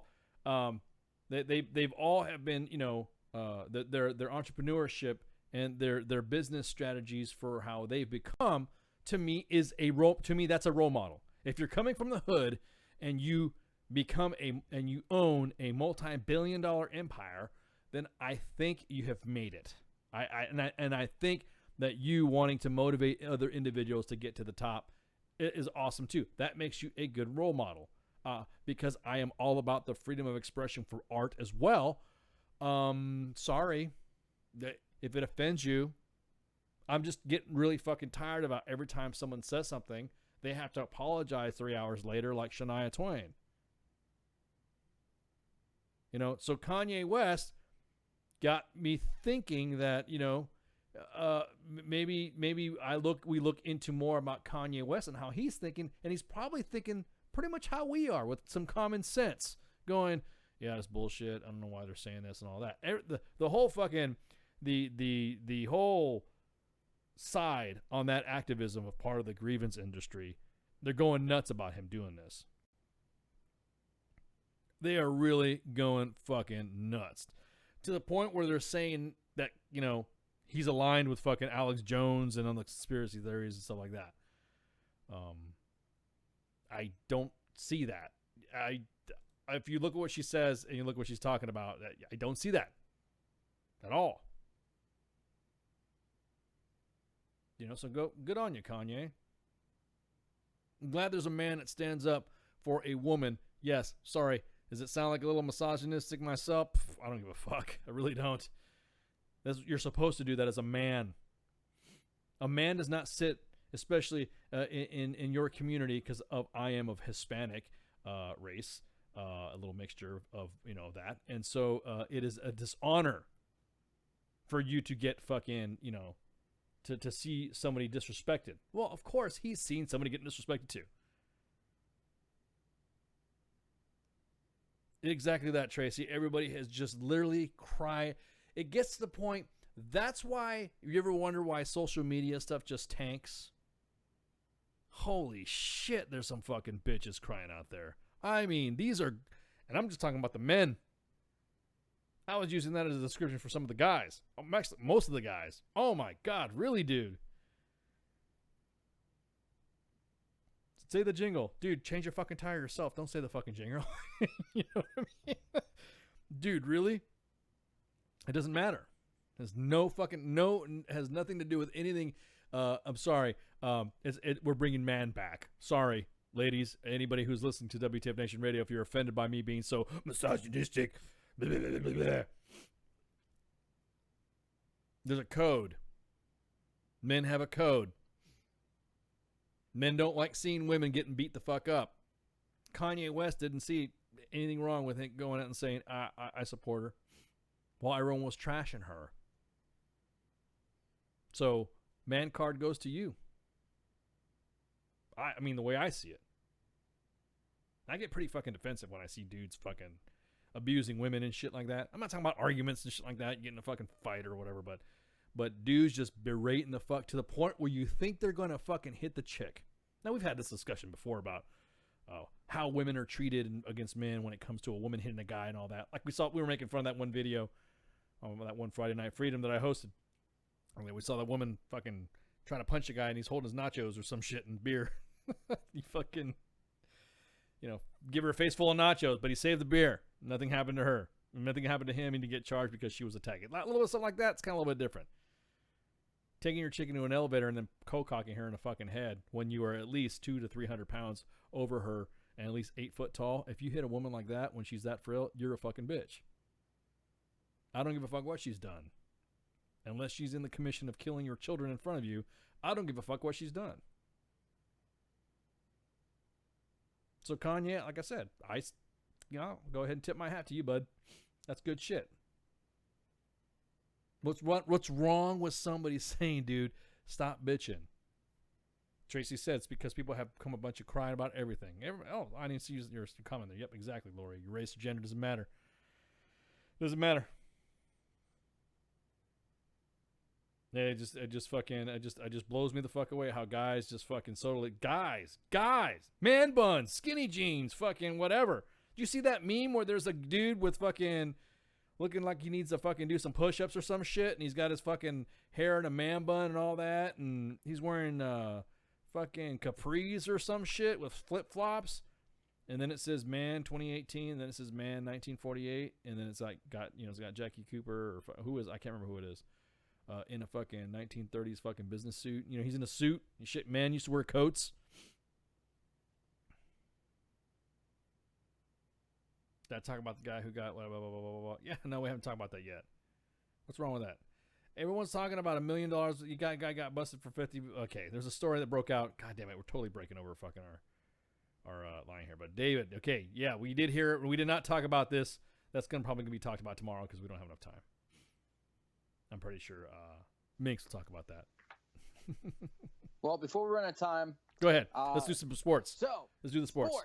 I'm gonna cover because this is a cool time. This is one of my favorite times of the year because you have baseball is in its first month of April, which I'm currently watching the Yankees pummel Minnesota 14-1 in the top of the ninth, and they're one strike away from ending this game, which would be awesome. So we're gonna jump into something different though. You have not only do you have baseball, but you have the NHL's playoffs and the NBA playoffs. In the NHL, we have a lot of series that are moving on to the next round. The Tampa Bay Lightning have moved out the New Jersey Devils 4-1, so moved to the next round. The Pittsburgh Penguins took out the Flyers 4-2. Right now, the Bruins and Maple Leafs are tied 3-3, moving on to the final game in the next day or two. The Boston Bruins lead the Maple Leafs 3-2. The Predators beat the Avalanche 4-2, and they're moving on to the next round. And the Washington Capitals, the team, and if you live in the D.C. metro area, the team that always seems to want to get there, but they just can't. Well, guess what? They're moving on to the next one. They beat the Blue Jackets 6-3 yesterday, and are moving on with now that they've won the series 4-2. We'll move on to the next round. This is kind of like the lightning round, so I'm trying to get through these as quickly as possible. So there's hockey for you. A lot of good matches. The Yankees game's over with. Shazam! In basketball, there's been some really good games and a lot of really good series. Cavaliers beat the Pacers last night 104-100 to tie the series 2-2. They go back to I believe they go back to Cleveland for game 5. The Warriors lead the Spurs 3-1. Even though the Spurs won yesterday 103-90, it's still in the hands of the Warriors. Honestly, the Bucks beat the Celtics to tie the series 2-2. But by 2 points though, right? Another Washington team. That was a close game. The Boston game. The Boston game was close. It was like 102-104 or something like that. 104-102. Yeah. The Milwaukee Bucks just edged them out, which they've been a scrappy team this year, and it's showing because the Celtics aren't going without a fight, so the series tied 2-2. Washington Wizards 106 beating the Toronto Raptors 106-98 yesterday, tying the series 2-2. The Rockets beat the Timberwolves today 119-100. Not a lot of defense in that game. But Houston now leads 3-1. And for the last one we're going to highlight, currently going on right now, the Oklahoma City Thunder is going against the Jazz. The Utah Jazz currently lead the series 2-1, but Russell Westbrook hopes to tie the series up. They're currently in the first quarter with 6 minutes and 44 seconds left to go in that. Baseball's been very interesting. The Boston Red Sox are on a tear. Their best start ever. They were 16. They were 17 games and 2 losses. They're currently on top of the American League East with 17 games and 4 losses. Closely followed behind by the Toronto Blue Jays, 13 games and 8 losses, and the New York Yankees, 12 wins and 9 losses. In Central, Cleveland Indians are on top with a commanding lead of 12 wins and 8 losses. Everyone else is either at 500 or below. The Twins now fall. Actually, correction. Everyone in the other than the Cleveland Indians in the American League Central are currently below 500. That is the Minnesota Twins, Detroit Tigers, Kansas City Royals at 5-15. Fuck you. And Chicago White Sox. Wow, that's some bad baseball right there. Yeah, so honestly, it is. If Cleveland Indians just keeps playing decent, they'll run away with this with that division. So the Dodgers aren't fucking. Did they play? We'll get there. We'll get there. In the West, the Houston Astros, the defending World Series champions and American League champions, are currently sitting at a comfortable 16-7, but not too comfortable because the Los Angeles Angels are right behind them at 14 wins and 8 losses. Seattle Mariners and Oakland Athletics, both with 11 wins. Mariners just have a couple less losses, and Texas Rangers are 8-15. Not showing too hot, but that division is probably going to be the most besides out of the three. I think that it might be tough, but the West might be the most contested division this year for the American League. Just assuming the Yankees, edge out Toronto. But anyways, moving on to the National League, the Mets, another surprise team to come off going crazy. 14 wins, 6 losses. They're doing pretty well. They're unfortunately on a 1-game losing streak, but it's one game. Fall very closely behind the Philadelphia Phillies, another surprise team. They're finally not getting booed for a hot second. 14 wins, 7 losses. The Atlantic Braves, my wife's team, she's pretty happy, are behind with 12 wins and 9 losses. Washington Nationals, 10 wins and 12 losses. And the Miami Marlins, well, this is what happens when you sell the house and expect nobody, try to play Moneyball. 5 wins, 16 losses. Damn. They are at .238 win percentage right now. That is terrible. Moving on to the Central, National League Central, St. Louis Cardinals, 13 wins, 8 losses. Milwaukee Brewers behind with 14 wins, 9 losses. Pirates, 12 wins, 10 losses. Chicago Cubs, 10-9. And the Cincinnati Reds, 4-18. Some of these teams are just going to have a bad year because it's only the beginning. Now in the West, Arizona Diamondbacks 15-6, follow closely behind by the Colorado Rockies at 12-7. Los Angeles Dodgers that are 10-10 and currently on a 2-game winning streak, followed behind the San Francisco Giants 9-12 and the San Diego Padres 8-15. So there seems to be a lot of a lot of the teams, other than a couple of really bad teams in the National League, most teams seem to be right within striking distance. Most are within in the East and Central for the National League. Everyone in contention is around 2 games out of first place, except for the ones that like 4-18. But in the American League, there seems to be a lot more. They're a lot like the Baltimore Orioles are 6-17, and they're 12 games behind the Red Sox, and Tampa Bay's 8-13. But there seems to be more distance between first and last place in the American League than the National League. So a lot of really good game playing going on. There's been so far this year. There's been a good bit of fights, a good bit of home runs. There's been some success stories. There's been a lot of new faces hitting baseball, including the person they got from Japan, who's not only a great pitcher, but he's been smashing some home runs and RBIs for the Angels. So it's been an interesting year for sports. So tune in next week. We'll probably have hopefully finishing series for the NBA and NHL, and we closely watch that because I'm a big sports guy.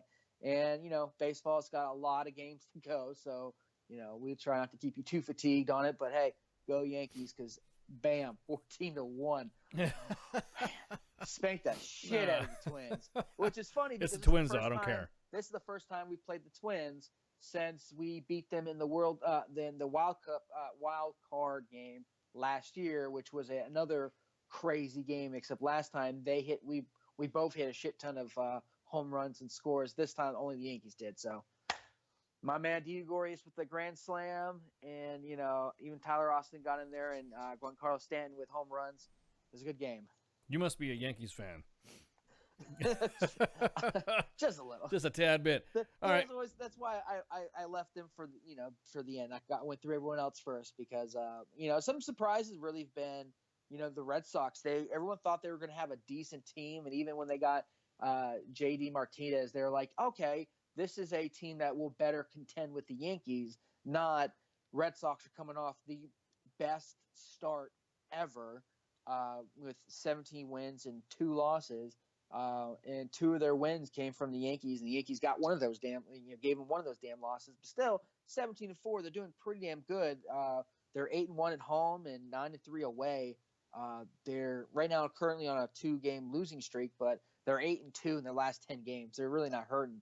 Another surprise has been the Toronto Blue Jays, another team that they were rated. They thought the Yankees were going to run away with it. It's really early, so it's not a big deal right now. But Toronto's still been showing up with their starting pitching.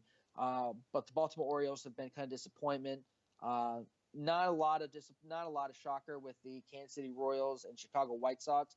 Both of them kind of took some hits during the free agency, lost some key components, and didn't. Some of their prospects aren't panning out the way they wanted to. So it sucks to see those guys so far in the bottom. But again, early season. Texas Rangers, they just haven't had the pieces they've had in the last couple of years, even last year. No, they're not. They're kind of falling. 8-15. Yeah, they're kind of. But falling. I mean, Big Sexy almost threw a perfect game. He threw one into the seventh last week. So Texas Rangers still got some pieces, and they might end up being one of the bigger sellers come trade deadline. But we'll have to see what happens. But no shocker with Houston and Los Angeles Angels being up there. The Mets were a big surprise. No one gave them any credit, and the Philadelphia Phillies. Honestly, the East has just kind of been turned up on its head. Everyone thought the Nationals be on top, but they're not. Phillies and Mets are leading the division. Atlanta closely behind it, which makes my wife very happy. No one honestly cares about the National League Central, but the Milwaukee Brewers and the Pirates are making some noise, and the Cubs just 10-9. It's kind of weird to see them down there again, early season. So we'll see what happens. The Colorado Rockies already started calling up some of their big prospects. One of them is an outfielder who they've only started yesterday and I believe today too. So they're trying to keep the ship going because some injury bugs have already started hitting teams, including my own Yankees and several others like the Padres and the Giants and the Marlins. But they've also they sold the kitchen sink and didn't get. It's kind of like when Jack and the Beanstalk, when he sold the cow for a couple beans, except these beans don't do shit. Yeah, they're the wrong kind of beans. They ain't magic beans. Will always be a Yankee, even if he owns another team. Yeah, exactly. Well, hey, thanks for that's it for Flash and Sports. Yeah, I was about to say. So do some house cleaning right quick. Tomorrow we have Dom from Guardians of the Green Beret. He's going to come back on. He's been on before, but he is going to talk about Guardians of the Green Beret's unique mission of not only diming out. They not only just dime out Stolen Valor guys, but they're diming out Stolen Valor guys who impersonate Green Berets who've not attended Cessna Celeste and the Q course. So he'll be back on here to give us an update on some of these cases. Check him out at guardiansofthegreenberet.com. They also have a hero section and a zero section. So while you're sitting there fuming and pissed with these fucking fakers, you can also go to the hero section and check out some true heroes that have attained valorous awards for their conduct in combat operations. And it's a good setup. Great bunch of guys are going to come back on and talk about that. Dave Champman's going to come on. Wow. Okay. So Dave was born in Southern California and was a wild teenager in the sex, drugs, and rock and roll days of the late 70s. But Dave embarked on an entirely different direction when he joined the U.S. Army, became an airborne ranger. After leaving the Army, Dave returned to SoCal and engaged in a number of careers to include law enforcement that incorporates the corporate world and the high-tech industry, business owner, legal consultant, and more.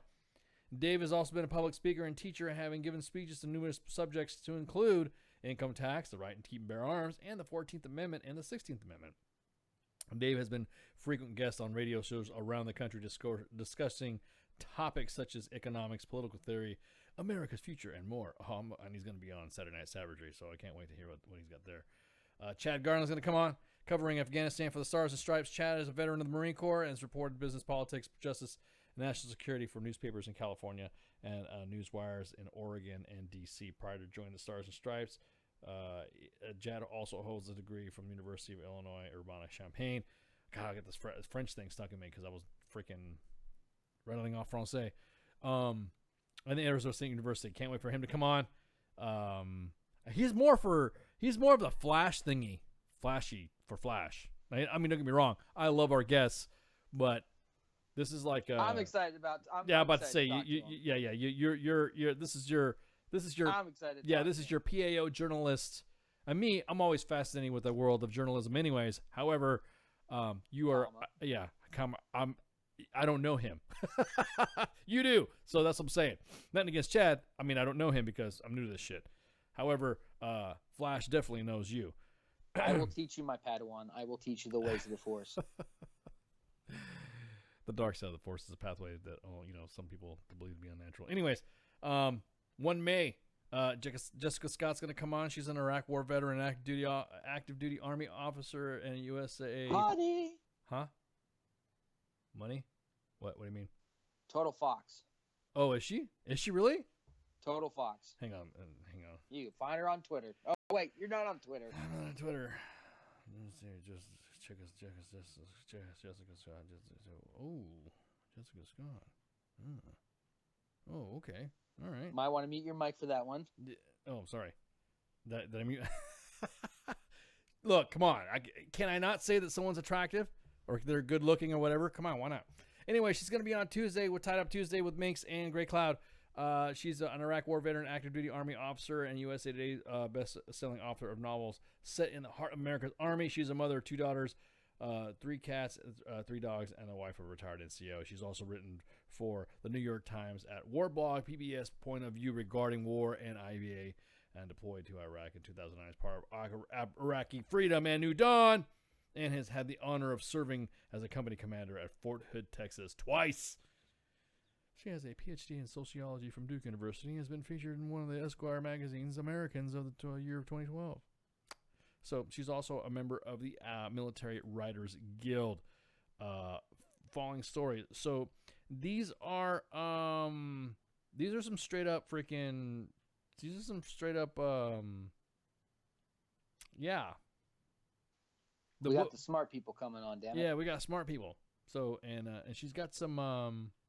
She's got some pretty good books. She looks like she's got some pretty interesting books. She even talks about The Last Jedi. So, I'm curious to see how she's going to be on. And you're the one that said she was a fox, and I just confirmed yes, she's rather attractive. But anyhow. So I think that's it, guys. Thanks for joining us on this Monday edition, 23 April 2018. Broadcasting live from the Functional Veteran Center of Excellence. Stay tuned to WTFNationRadio.com. Always look at us at our different platforms. If it's got a .com and a /, more than likely we're on it. Twitter, Facebook, Periscope. Don't forget you can download the Instagram. podcast on WTFNationRadio.com. iPod. And we post the podcast. They once they're uploaded, they automatically go to Twitter. We put them on Facebook, so you can download them. You can find them there and click on them, or go straight to the website. But we're pretty much on everything: Mixer, YouTube, Instagram, Twitter, Facebook, WTF Nation Radio. We're the shit. We know it. Exactly. So, guys, exactly that, Heath. Narcissistic. No, we need to. Amen. we need to. Wait, you're agreeing? Anyways, we need to get to the we need to get some prizes out, man. I haven't even dug in our freaking our prize bag to freaking to maybe the next show I might give out some loot. See what's that sounds like a plan to me. Next show we'll give out some loot. Yep. So I'll see what we got in the loot and see what Minx is gonna do. See if she's got any plans to give out some stuff. Because we got to give out some stuff. It's been a while since we've given out anything. But anywho. So with that, hey, y'all, thanks for coming on. And shots. The bitches, they love visuals. The voice of U.S. Army, WTF Moments. This is WTF Nation Radio. Everything stated on WTF Nation Radio is to be considered the opinion of the person that stated it, and not an official representation of WTF Nation Radio or U.S. Army WTF Moments. Price does not include tax, title, or license. Some assembly required. Each item sold separately. Batteries not included. Objects in mirror are closer than they appear. If conditions persist, contact a physician. Individual results may vary. Keep out of the reach of children. Avoid prolonged exposure to direct sunlight. Keep in a cool, dark place. And please enjoy the show. Shots.